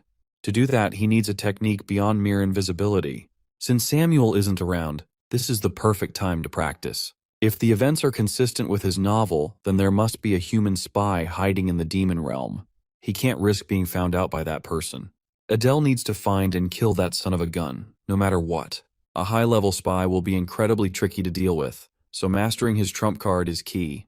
Going above simple invisibility, he intends to exist yet not exist at the same time. With the seamless integration of his compatible attributes and his firm grasp of the original invisibility magic, he succeeded within just a few attempts. It worked. In fact, it worked so well that he couldn't even see himself anymore. As his presence and existence fluttered away, Adele felt a grim premonition. He might have overdone the non-existence part of the technique, and now he's struggling to breathe. His body feels strange, and his instincts are telling him to dispel the dangerous magic. When he tried dispersing the mana away, he found that he could not force deactivation. He needs to do it right now, or he will actually vanish out of existence for good. Focusing every bit of his being into wrestling his mana back in control, he managed to dispel the modified invisibility after much struggle. In that state, his sense of time and all of his senses turned blurry. It was truly a horrifying feeling to be out of control. On top of that, his mana was severely depleted, making it a struggle to put a stop to his erasure. If he hadn't clutched up, he would have been lost to complete and utter nothingness. This experience made him understand why the ancestor warned him about being devoured by the power of chaos. Still, he can't give up on such a promising trump card. An entirely new technique that combines a well-known spell with the attribute of chaos will be a lethal weapon in his hands. It shall be called absolute invisibility. Out of nowhere, while he was panting in exhaustion, his dickwad roommate barged in and kicked him with full force. Samuel was yelling at him fervently, but he could not understand a word he was saying. Come to think of it, he can't hear his own voice either. The worst-case scenario wriggled its way into his mind. Could it be that he lost his hearing? After things had settled down in the dorm and his hearing came back, Adele chose to stick with training his new tech in the outskirts of Saitan. This time, he had better control of absolute invisibility. Thankfully, the rebound did not cause him his hearing this time around. Instead, it caused him to lose his eyesight. Now he's certain that using absolute invisibility comes at the cost of losing one or two of his senses. He's been repeatedly testing and tweaking his spell for a week now. He had experienced losing his hearing, taste, touch, and now, vision. Fortunately, the drawback only lasts for about 2 hours each time. The bad thing is, he can't pick or tell which senses will be lost in advance. As he is right now, the technique can only be safely used for about 3 seconds. In other words, it's practically useless. A high-risk and low-reward technique is good for nothing. Perhaps he could unseal the technique if he can guarantee a kill. Aside from practicing absolute invisibility, he also tried combining his chaos attribute with other traits to no avail. The most straightforward way to get stronger right now is through swordsmanship and mana training. Without his vision, he's stuck in the woods for 2 hours with no sense of sight. Since he made a habit of coming out here early in the morning, he shouldn't be late for class later. Today, Class A is under the care of strict instructor Aries. After regaining his vision, Adele was forced to fall in line and run like his life depended on it. It's been weeks now, and all they've done in this class is cardio instead of learning the way of the blade. After a grueling stamina training session, Aries ordered the cadets to gather up. As class representative, Adele had settled into the role of relaying orders from instructors to his classmates. Of course, this always rubs the musclehead the wrong way.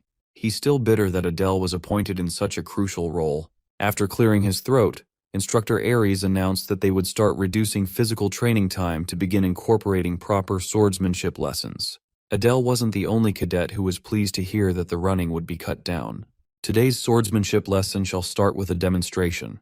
Upon drawing his blade, Instructor Aries beckoned the class rep to step forward. Adele had no choice but to capitulate. Aries rudely asked him if he was able to channel mana into his sword yet. He truthfully answered that he could do just that. Aries sternly asked him to go all out with his mana sword and try to launch an attack. As a handicap, the instructor won't be using any mana, just pure strength. Knowing this vindictive bastard, he must be trying to set a scene that would humiliate Adele. Before going on the offensive, he confirmed that Aries would only be using his sword. With that stipulation established, Adele drew his trusty dagger. He might be allowed to use mana, but using his innate traits might be pushing it. For now, he wants to test the waters and see the instructor's skill level. From the get-go, he could tell that man's stance has no openings to exploit. In the human world, he would be at the expert advanced level, give or take. But in the demon realm, sword skills are mostly judged by how much mana one can channel through their weapon. Human ranks don't mean much in this world. In the first place, channeling mana into a weapon is not an easy feat. Adele could tell that the instructor was underestimating his capabilities, and that he hurt his pride a little. If that's the case, he just needs to exceed expectations. Darting forward like a loose arrow, he aimed for the kill through the right carotid artery.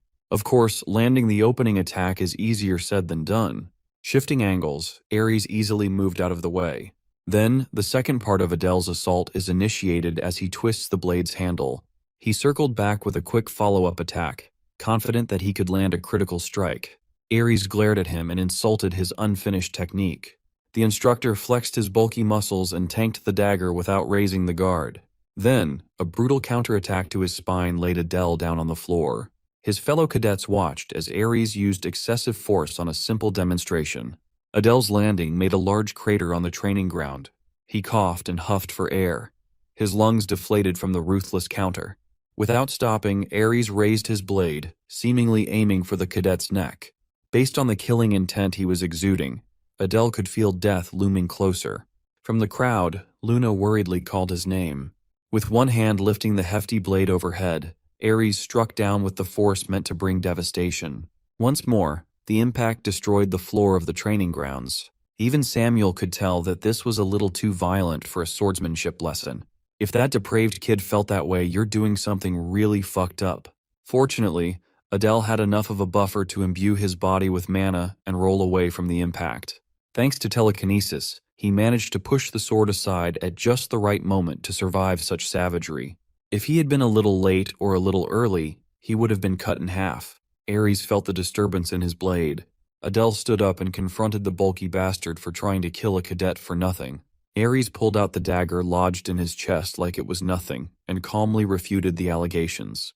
He threw Adele's blade on the floor and ordered him to go back in line and shut up. Afterward, the scumbag instructor asked the class rep how it felt fighting someone of his level in direct combat.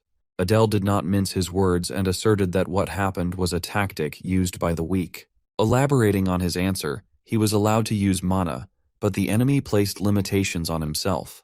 What he gathered was Ares must be trying to show the class the only way for the weak to defeat someone stronger. One must be prepared to sacrifice oneself to deal damage to the enemy. By his estimation, Ares could have easily dodged his follow-up final strike, but the brute intentionally tanked the blade as if he planned to do so from the start. Much to everyone's surprise, Ares gave Adele credit for coming up with the correct answer. He wants to impose upon these cadets that the human realm is filled with terrifyingly powerful individuals. It is nearly impossible to defeat such fighters without doing risky plays. Demons have to resort to luring these powerhouses into complacency. When the situation calls for it, they must boldly expose their weakness for a chance at a surprise attack. What he teaches isn't the noble art of swordsmanship. In the real world and in real wars, such things don't exist. Ares will never teach his cadets pretty swordsmanship, only the kind that will win. Actually, they won't be limiting themselves with swords. From now on, this is a weapons class. He's basically telling them that death doesn't matter as long as you get the W. Ares is instilling this idea for the upcoming midterms. By now, the human Imperial School instructors must be gearing up on high alert. The human world spy must have already leaked the current situation in Saitan. In the novel, Saitan cadets will drop like flies while Imperial School students will come out unscathed. Ares likely suspects that Adele is that spy. In order to clear his name, he must root out the rat first. After one flashy demonstration, Instructor Ares dismissed his cadets. While the other walked back to the classroom in an orderly manner, Adele stayed in his spot. Ares looked at him with annoyance and asked if he intended to rebel because of what happened earlier. Of course, he denied such a ridiculous sentiment with a smile. But as soon as the instructor turned his back, Adele's veiled hostility burned.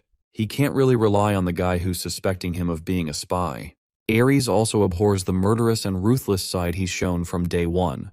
Adele couldn't help it. He's completely integrated into that aspect. Besides, a killer instinct is imperative to gain enough authority and status to suppress the strength of the 7 deadly sins.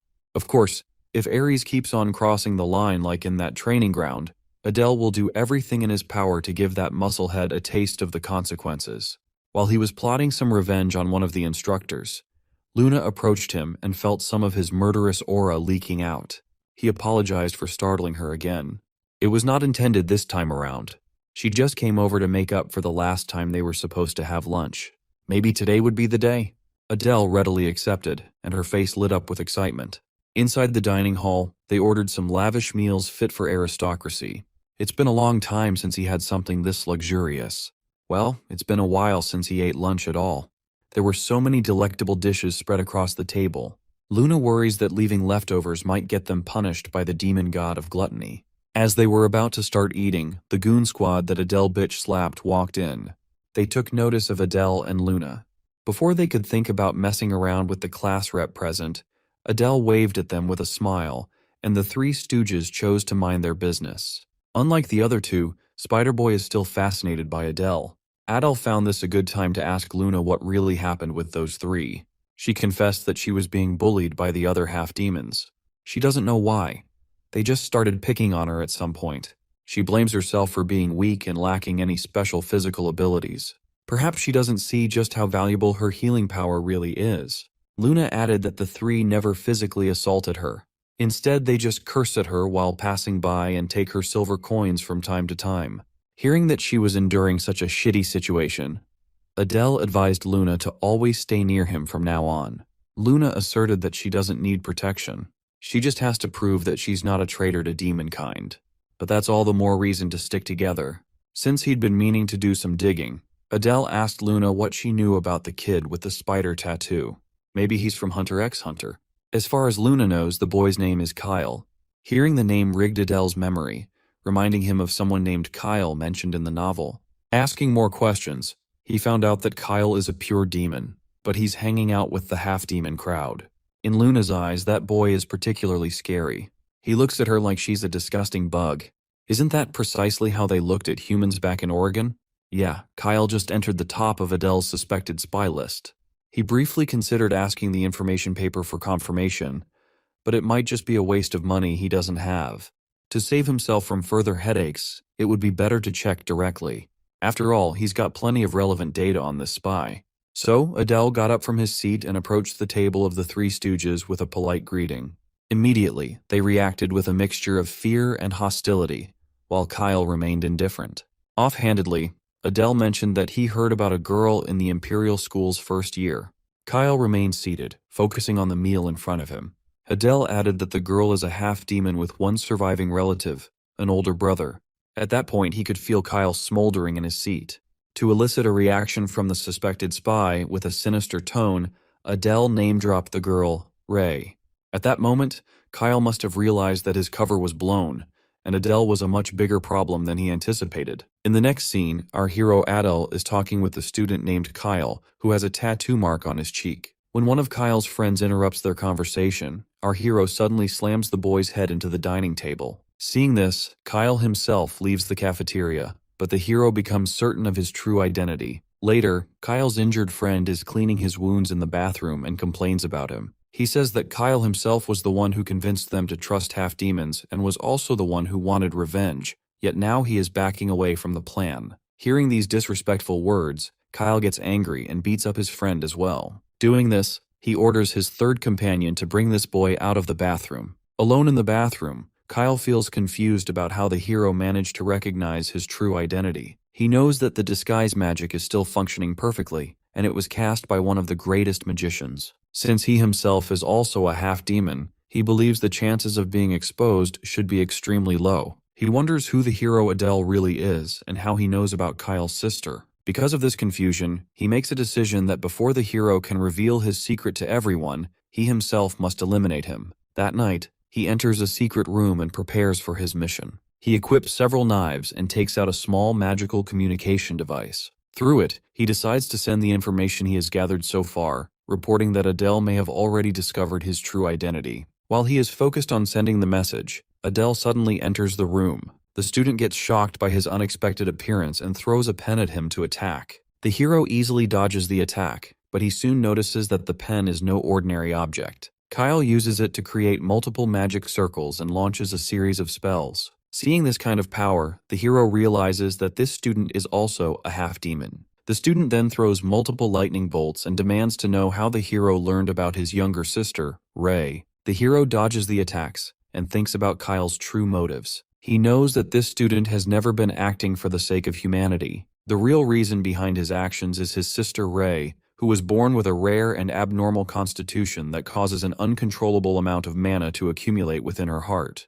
Her condition is considered incurable, and to save her, Kyle chose to cooperate with humans. The hero tells Kyle that he has never met his sister in person, but he still remembers her beautiful smile. Hearing these words, the guy gets angry and declares that he will kill our hero and force him to reveal everything he knows before he dies. He immediately launches a powerful lightning bolt at him, but our hero easily dodges the attack by using his teleportation skill. Doing this, he assumes that Kyle may finally realize the difference in their strength and stop fighting. But to his surprise, Kyle doesn't lose himself. Realizing that ordinary attacks will not be enough, he activates his full power and prepares to continue the battle with everything he has. The hero notices that this attack consists of 20 lightning shots, but he also knows that dodging them is very easy for him. When the student throws all the bolts at once, Adele first shifts his position using the incoming attacks. In an instant, he moves behind the student and prepares to strike. The student gets shocked and cannot understand how the hero manages to move so quickly. Before he can react, our hero gives a light strike to his neck, to which Kyle faints down instantly. Afterward, the hero decides that he has to kill the student right here, but he immediately rejects the idea, realizing that the student still holds important information. And if he kills him, his sister Ray may eventually become an enemy to the hero in the future. He believes that by now, his sister has likely already been cured. He knows that she has received help from the protagonist and has become a dragon contractor. With the heart of a dragon, she is now able to control vast amounts of mana and will likely grow into a powerful mage worthy of her role as the story's heroine. He also notices that the student's magical device only transmits information. This means the student does not yet know that Ray has already been healed. Because of this, our hero decides that instead of killing him, he will control the situation and make use of the student for his own purposes. While he is focused on this, the student suddenly wakes up, but feels confused when he realizes that Adele has not killed him. The hero confirms that he has been waiting for him to regain consciousness, but says he has already taken action in the meantime. He then reveals a small poison dragon, to which the student gets shocked because he has recognized what kind of object it is. The hero explains that the poison is called twin goo. Even the slightest stimulation will kill its host, and it only functions when it exists across two separate bodies. Hearing this, student Kyle immediately understands what this means. Our hero explains that the other half of the poison is inside Kyle's sister's body. He says her sensitivity to mana is so extreme that her heart cannot handle it, allowing the poison to enter her body easily. However, he clarifies that even though her condition is rare, it is not truly incurable. The student refuses to believe him, so the hero feeds his own mana to the poison dragon as proof. The hero also thinks to himself that Ray's body constantly overflows with mana, which overwhelms her heart. The poison instead consumes that excess mana, stabilizing the condition. He is confident that, given how much he understands about her situation, Kyle will not be able to resist his explanation for long. When the student realizes that the venom is actually beneficial for his sister, he asks the hero what he truly wants from him. The hero confirms that he does have a purpose for the student, but before explaining, he warns him that both his life and his sister Ray's life are now under his control. He then mentions his demands that the first task is for the student to send false information to the Imperial School through his magical device,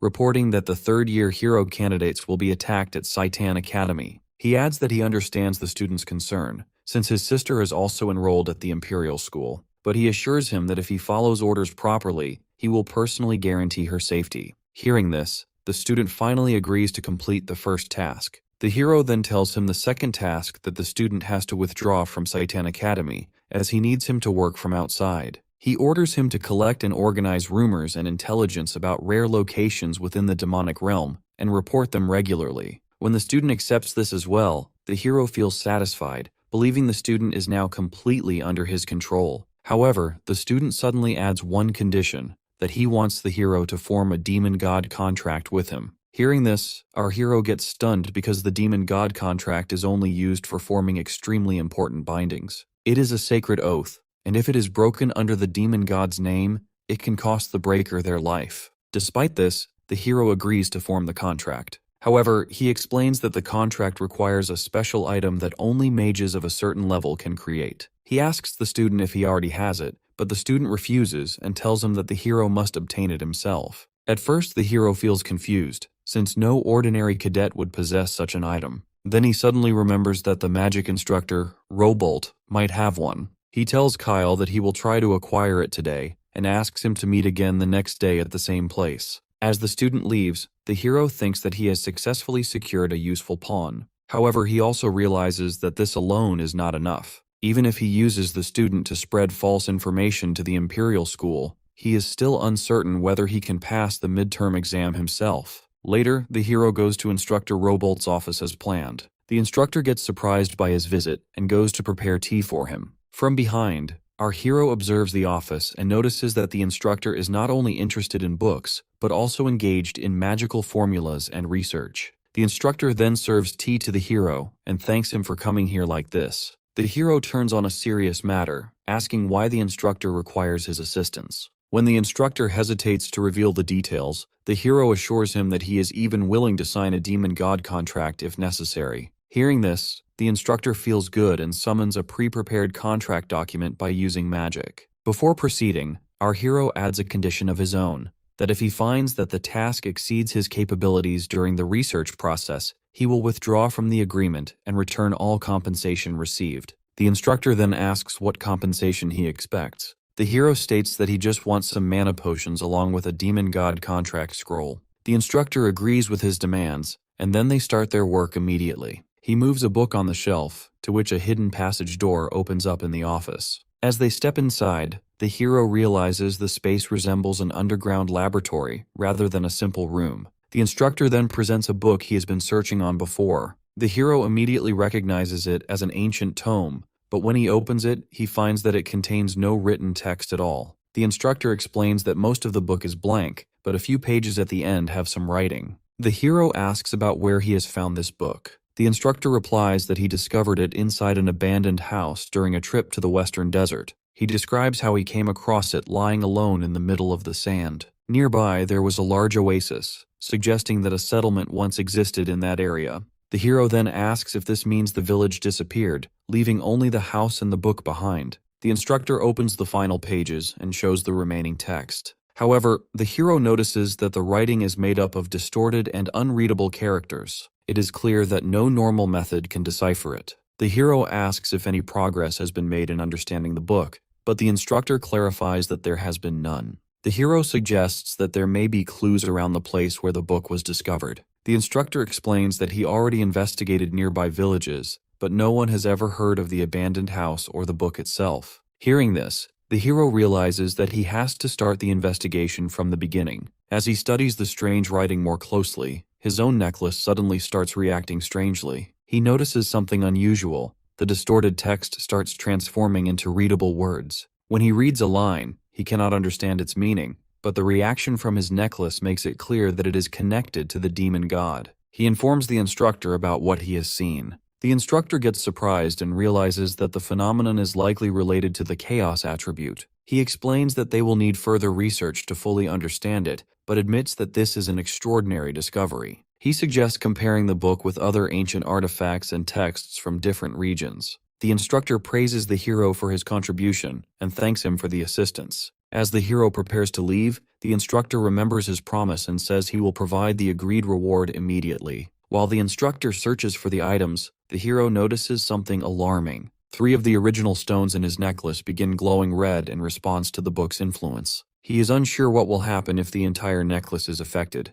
At first, he considers handing the necklace over to the instructor for further study. However, he realizes that since the matter is connected to the demon god, it must be kept secret, and also he cannot fully trust the instructor at this stage. At this moment, Instructor Robolt finds out the potions and the contract scroll, then rewards the hero for his efforts. However, he asks him to keep the research a secret and not reveal it to anyone else. The hero replies that the decision is entirely up to the instructor. He already knows that the research has not been approved by the headmaster. He thinks to himself that if the instructor had received proper authorization from Saitan, there would have been no need to use a secret contract in the first place. He points out that if the research is ever exposed, he could be expelled as well. Since they are now involved in the matter together, he promises to do his best to assist the instructor. After collecting the rewards, the hero prepares to leave. Before he goes, Robolt asks what he intends to do with the contract scroll. The hero explains that he plans to save a slave and then leaves the underground laboratory. Afterward, he returns to the secret room, and by showing the contract scroll to student Kyle, he decides to finalize the agreement immediately. He warns the student that if he breaks any part of the contract, he should be ready to face the consequences.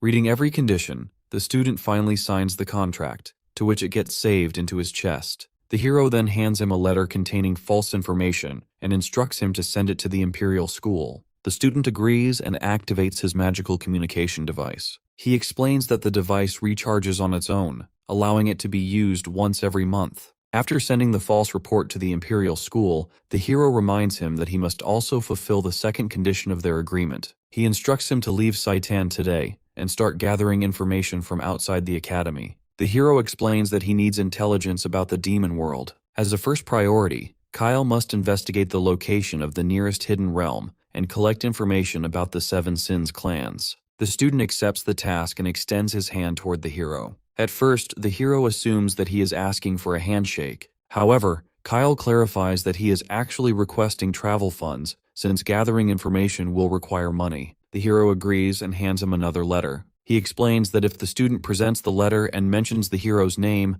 the Bears clan will provide him with assistance. Taking the letter, Kyle leaves the room and starts making preparations to withdraw from Saitan Academy and carry out his mission. The next day, the hero sits in class and thinks that Kyle has finally disappeared from the academy. However, rumors about his withdrawal quickly spread. and the hero's own name became part of the discussion because of the earlier incident in the cafeteria. He also notices that Luna, the healer girl, seems suspicious of him. Even so, he believes that the greater concern lies with the instructors, especially Ares, who likely have a negative opinion of him. Despite these concerns, the hero feels relieved because only a few days remain before the midterm, and no one can remove him from class monitor's position now. While he is thinking this, Instructor Idea suddenly enters the classroom and announces that the midterms will begin in 3 days. She explains that the exams consist of 4 subjects: weaponry, human studies, magic, and practical skills. Finally, she reveals that on the last day of the midterms,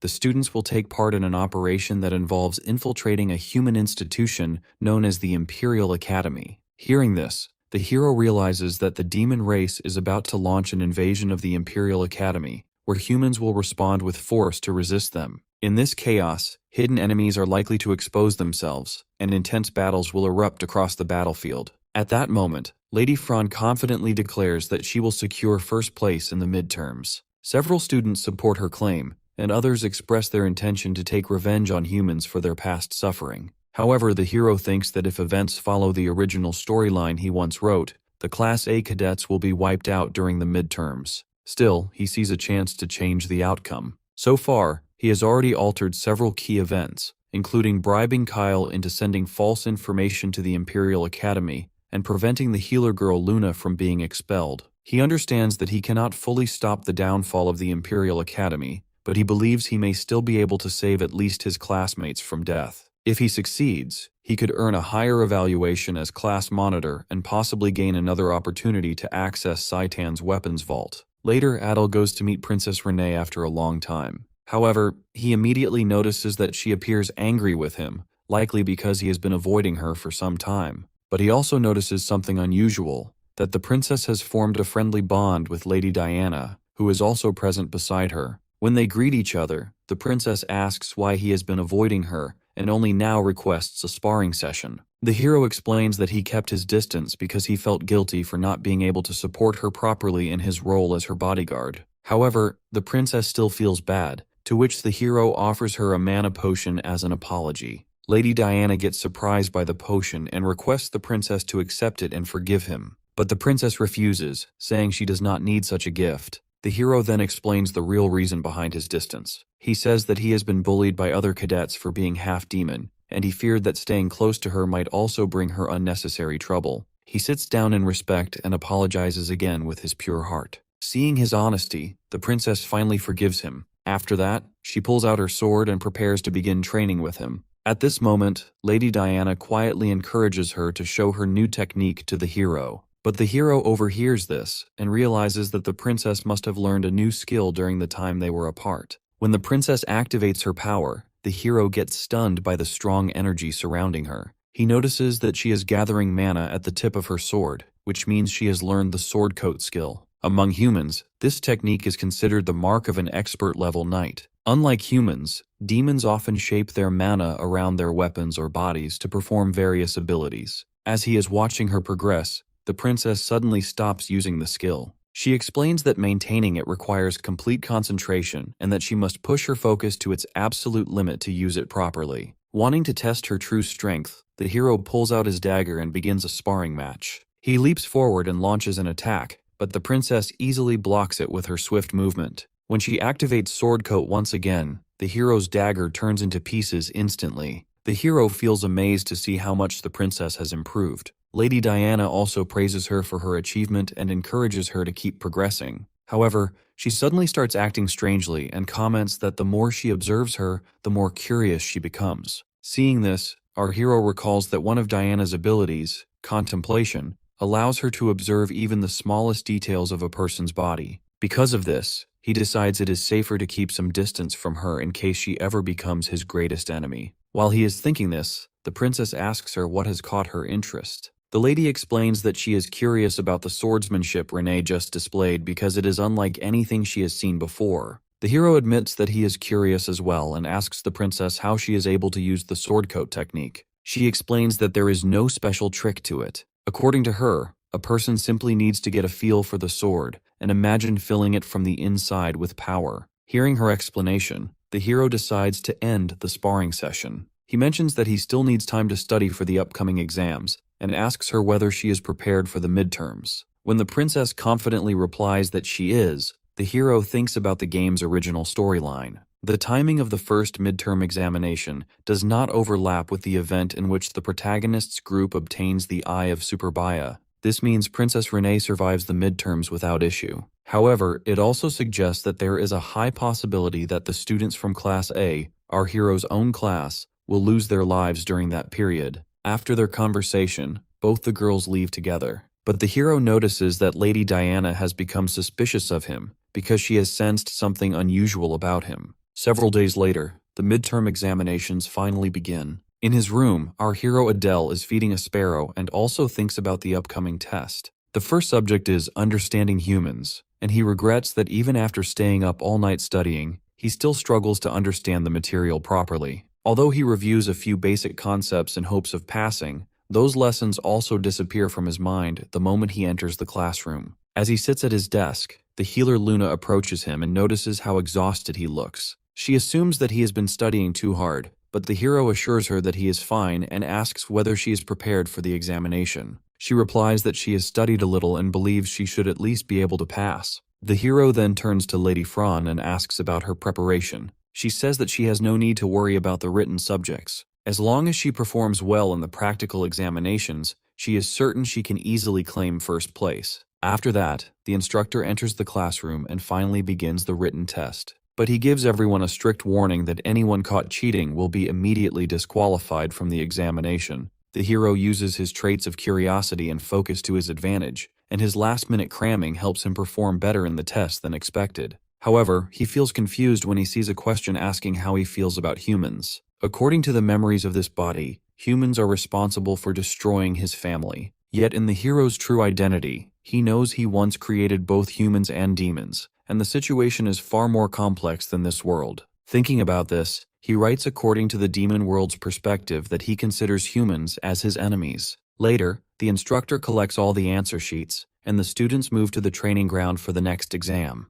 Weapon skills. Instructor Ares announces that the test will assess their real combat ability through live duels, and each student must fight him with full strength. The announcement shocks everyone, as none of them expect to face their instructor in direct combat. Still, the instructor calls the students one by one, and each of them steps forward to fight him. However, all of the students are getting defeated instantly. The instructor then orders the student Samuel to attack him next. The student activates his skill and launches several root-based attacks toward the instructor. In response, the instructor pulls out his sword, and by activating the sword coat technique, he cuts down all the roots very easily. The student does not stop and sends more roots toward the instructor. However, the instructor's strength is overwhelming, and he again slices through them effortlessly. He then steps in and gives a light punch to Samuel's chest, to which the student feels much pain. But he refuses to give up and suddenly throws another unexpected root attack toward the instructor's shoulder. The instructor blocks it with his bare hand and destroys the roots instantly. However, he acknowledges that Samuel has made a clever move. After that, he calls our hero Adele forward as the next fighter. Seeing the instructor's behavior, the hero thinks that even if the instructor does not kill him, he may still cut off an arm or a leg. The hero then asks the instructor to wait for a moment, saying he wants to observe something first. When the instructor asks what he means, the hero requests him to demonstrate how he performs the sword coat technique from the beginning. The instructor responds that it cannot be copied just by watching once, as it requires proper understanding. However, the hero insists that a single demonstration will be enough for him to grasp the basic feeling of it. The instructor eventually agrees and activates the technique, showing reddish mana flowing around his sword. Seeing this, the hero feels impressed and immediately channels his own mana, forming a blue and black aura around his dagger. He realizes he cannot yet infuse it with the chaos attribute, otherwise the mana would have turned gray. Doing this, he asks the instructor how the technique is performed, to which the instructor acknowledges that the hero is indeed highly talented. At that moment, the hero suddenly leaps forward and delivers multiple slashes with his swift movement, but the instructor easily blocks each one with his sword. When the instructor pushes the hero back, the hero quickly uses his teleportation skill and swaps his position with the instructor's sword. This allows him to close the distance instantly, and he attempts to strike the instructor's face. However, the instructor senses the move in advance and throws him away again. But our hero does not stop here. He activates another skill and summons 3 daggers at once, launching them toward the instructor. The instructor feels irritated and forms a defensive shield to block the attack. As the instructor leaps forward to deliver a powerful punch to the hero's face, the hero decides to surrender. The instructor stops and reminds him that escaping or giving up is not allowed during the battle. The hero mentions that his own arms are already injured from blocking attacks, and his mana is nearly depleted, so he cannot continue fighting. He thinks to himself that if he gets injured before the practical training, it will only put him at a disadvantage, so continuing the fight is unnecessary. The instructor accepts his explanation and calls the next student forward to demonstrate their abilities. Meanwhile, the other students talk among themselves, acknowledging that the hero is extremely strong, as he managed to fight the instructor more effectively than expected. The hero believes his plan has worked, as he has drawn everyone's attention to himself while making it appear as if Instructor Ares struggled against him. He understands that for the upcoming practical training, he needs to establish himself as the core of the class. If events follow the original story and Lady Fran takes the lead, Class A will be completely destroyed. While he is thinking this, student Samuel approaches him and asks why he is so strong. The hero replies that he may have simply been born with it, but he also insults Samuel's family. Hearing this, the student feels angry, but he cannot challenge the hero at the moment, so he walks away. Soon after, Lady Fran approaches the hero. She acknowledges that Samuel clearly holds hostility toward him, but questions why the hero keeps mentioning his family. The hero responds that he only referred to it once, yet the student repeatedly insults him for being a half-demon. The lady remarks that the hero seems unaware of the truth. She explains that this student is actually the patriarch of the House of Greed. The hero feels confused, wondering how a first-year student can be a patriarch. The lady then explains that Samuel's family line was wiped out long ago. During the Great War between humans and demons, every member of his bloodline was killed by humans, leaving him as the only survivor. Hearing this, the hero reflects that the original Adele also came from a destroyed house. However, since he is only possessing Adele's body, he cannot truly feel the rage that the real Adele would have experienced. Unlike him, the student Samuel has personally witnessed and endured that tragedy. He realizes that he has always treated genocide and family destruction as simple story elements in a novel, but the characters in this world are real. With this understanding, the hero tells Lady Fran that he will be more careful when speaking to Samuel from now on. The lady seems satisfied and then goes to spar with Instructor Ares. Seeing her, the hero thinks she is not only confident, but also has a serious side. However, during the spar, she also gets defeated by the instructor. Afterward, the hero and the other students proceed to the third exam, which consists of stealth arts and magic theory. Since stealth is the hero's specialty, he finds it no challenge. And the magic theory portion also covers concepts he already knows, so he completes it without difficulty. After completing the exam, the hero comments that this test was the easiest so far. However, he realizes that the real issue is the upcoming practical exam. No matter how well they perform in written tests, everything becomes meaningless if they fail or die in the practical assessment. While he is thinking this, Lady Fran approaches and asks how his magic theory exam went. The hero replies that he wrote it well and asks about her performance. She tells him to guess, to which the hero is about to say that she likely scored perfectly. However, he mistakenly comments that since she failed in the weapon skills exam, she might fail here as well. Hearing this, the lady feels embarrassed and starts hitting him like a friend. At that moment, Baltan,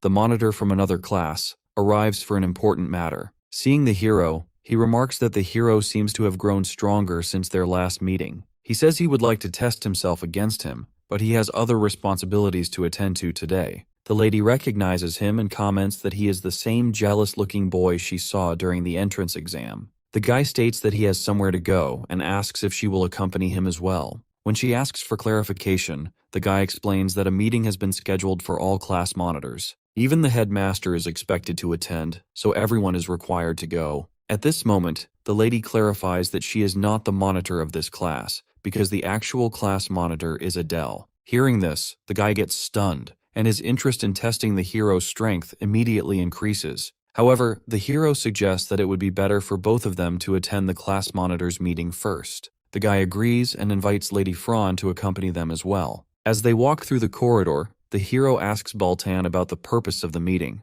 The guy explains that it concerns regional assignments. He adds that everyone already knows the midterm exam theme involves the invasion of the human realm. From this, our hero understands that the meeting is meant to decide which regions each class will be assigned to attack. When they enter the meeting hall, the hero notices that all class monitors are already seated. Princess Renee is also present among them, and the headmaster Lu Jin welcomes the hero personally, addressing him as a class monitor. The princess gets surprised by this because the hero has never told her he had also been appointed as a monitor. The headmaster then prepares to begin the meeting. However, the monitor of Class D suddenly mocks both the hero and Lady Fran and states that it would be better if the two of them left the meeting hall immediately. Seeing this, the hero thinks that he only followed Baltan into the meeting hall, yet even the headmaster appears to be permitting it. He realizes that this may be a deliberate test to judge whether he is truly qualified to participate in the discussion. If that is the case, he decides to reveal some of his strength to everyone present.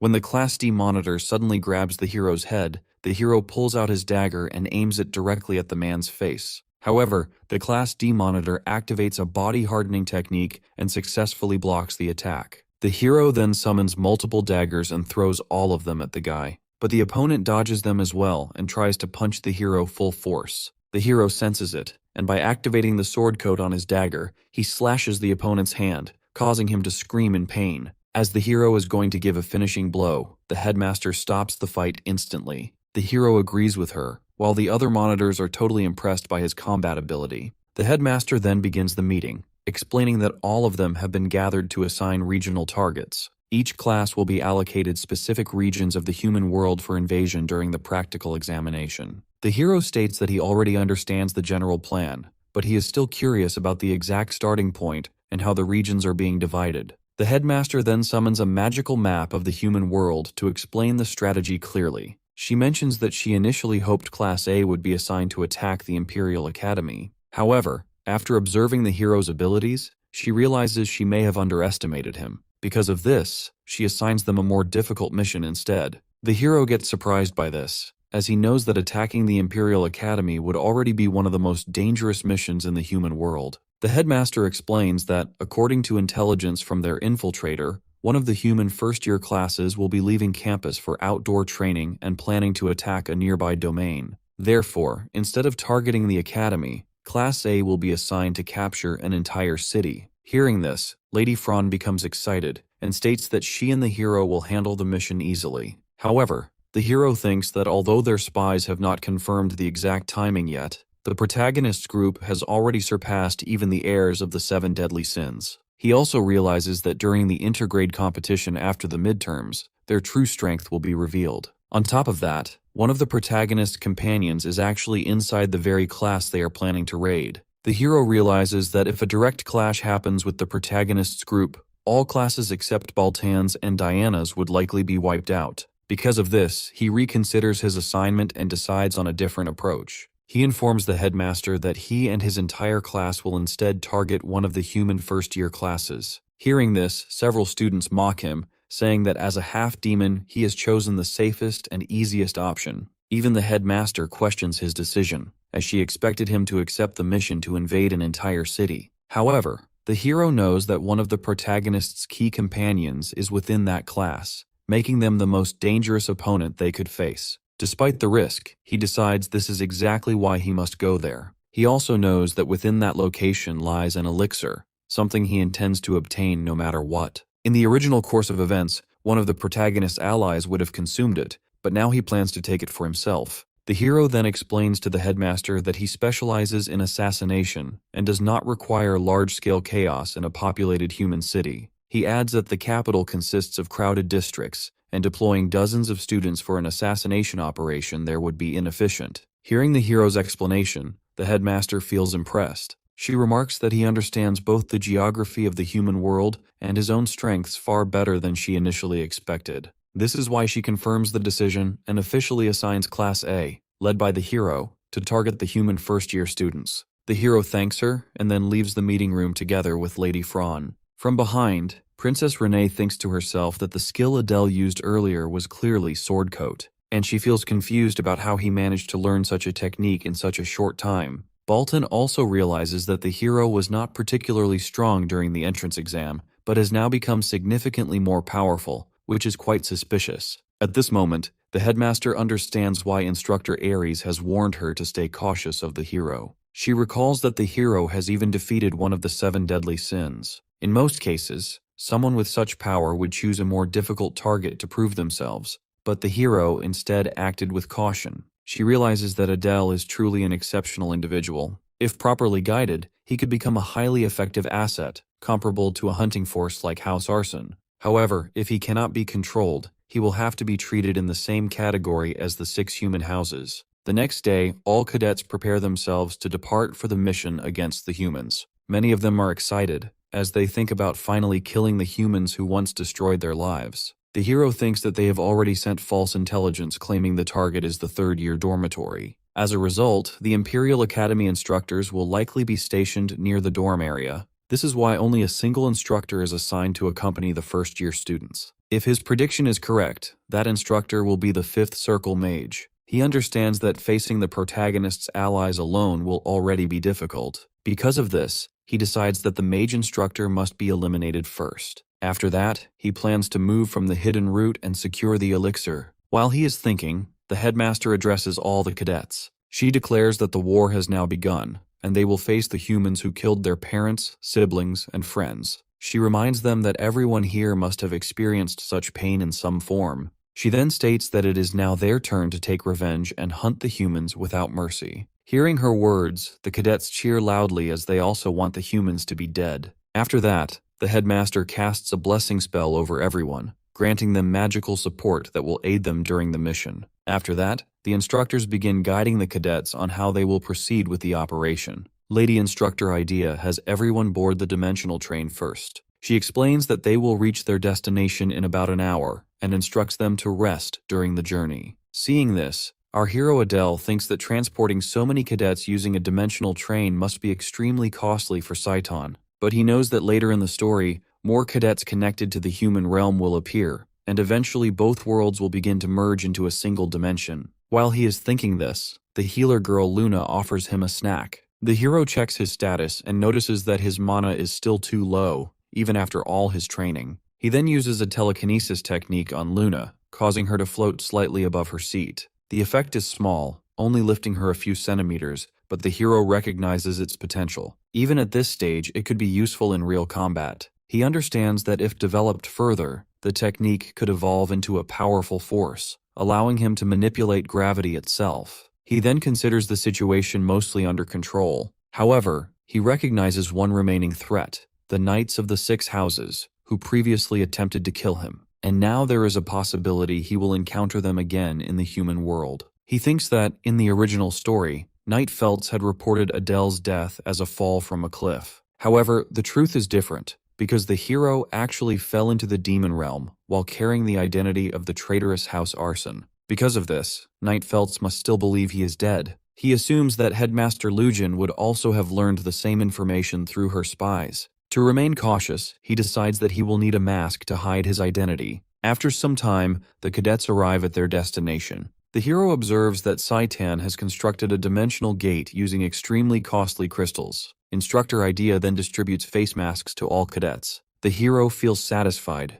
as this is exactly what he had been looking for. The instructor also puts on her own mask and explains that it is enchanted with a perception reduction spell, designed to conceal identities during the mission. She adds that even though identities are hidden, they will still be able to recognize each other among allies. When the hero puts on the mask, he feels reassured, as he can still clearly recognize the instructor despite the enchantment. The instructor then hands him food bars, explaining that he should consume 1 per day, as it will be enough to manage his hunger throughout the mission. She then explains the rules of the exam, mentioning that the instructors will not accompany the cadets during this mission. Hearing this, many cadets feel worried. However, she clarifies that this is a cadet assessment, and if instructors intervene, it would no longer be a proper test. She adds that all instructors must remain behind to prepare for the cadets' return. Because of this, full authority is transferred to each class monitor, and all cadets are required to follow their leader's commands. She then attaches a flower-shaped badge to the hero's uniform, stating that it symbolizes his role as the leader of the group. She also hands him a map, mentioning that the headmaster believes he will be able to read it accurately during the mission. After completing these preparations, she opens the dimensional gate leading to the human world and wishes all the cadets success on their journey. Our hero Adele thinks to himself that for the other cadets, this is an unknown world, but for him, it is the same hellish place he has already experienced before. Because of this, he decides that he will return alive at any cost. When all the cadets pass through the gate, the hero notices that the dimensional space is destabilizing their bodies, even though he himself finds it increasingly hard to endure. Soon after, he spots the exit point of the dimension, to which he immediately orders his team to move and escape through it. As the exit begins to collapse, all of them manage to leap out just in time. Once outside, they find themselves standing in front of the Imperial Academy, located on a floating island. The hero thinks that this is his first time seeing the academy known as the pinnacle of magic and technology in the human world. The other cadets look around in confusion, unsure of their surroundings. The hero explains that this structure is a school built to educate humans, unlike Saitan, which serves a different purpose. The healer girl then asks whether they are supposed to enter the academy. The hero replies that they cannot, as the entire academy is protected by a powerful barrier strong enough to withstand even a dragon's attack. The others get shocked by this, and our hero thinks that only he could enter using his position exchange skill, but doing so would immediately alert the protagonist's group. He then explains that, according to the map, if they move in the opposite direction of the Imperial Academy, they will reach their designated target location. The group agrees with the hero's plan and begins moving in the indicated direction. Along the way, the hero notices that student Samuel is still glaring at him. However, he also understands his importance in his own strategy, as the boy possesses exceptional magical talent that will be crucial for the mission. Thinking this, the hero offers a handshake to the student. The student finds it difficult to imagine any kind of friendship between them. The hero then explains that this is not about friendship in the usual sense, but cooperation. He states that they must work together for this mission to succeed. He also warns that without coordination, everyone present could end up dying because of the conflict between them. He adds that humans are not weak enough to be defeated easily, and that Samuel should understand this better than anyone. Hearing this, the student finally accepts the cooperation and continues forward alongside the hero. After that, the hero thinks that now that Samuel has been stabilized as an ally, the only remaining task is to locate the hidden base. At that moment, another cadet reports seeing something unusual ahead. When the hero looks in that direction, he notices that it is a massive door floating in midair, the entrance to the secret hideout. The hero informs everyone that from this point onward, they will enter this secret hideout to complete their mission.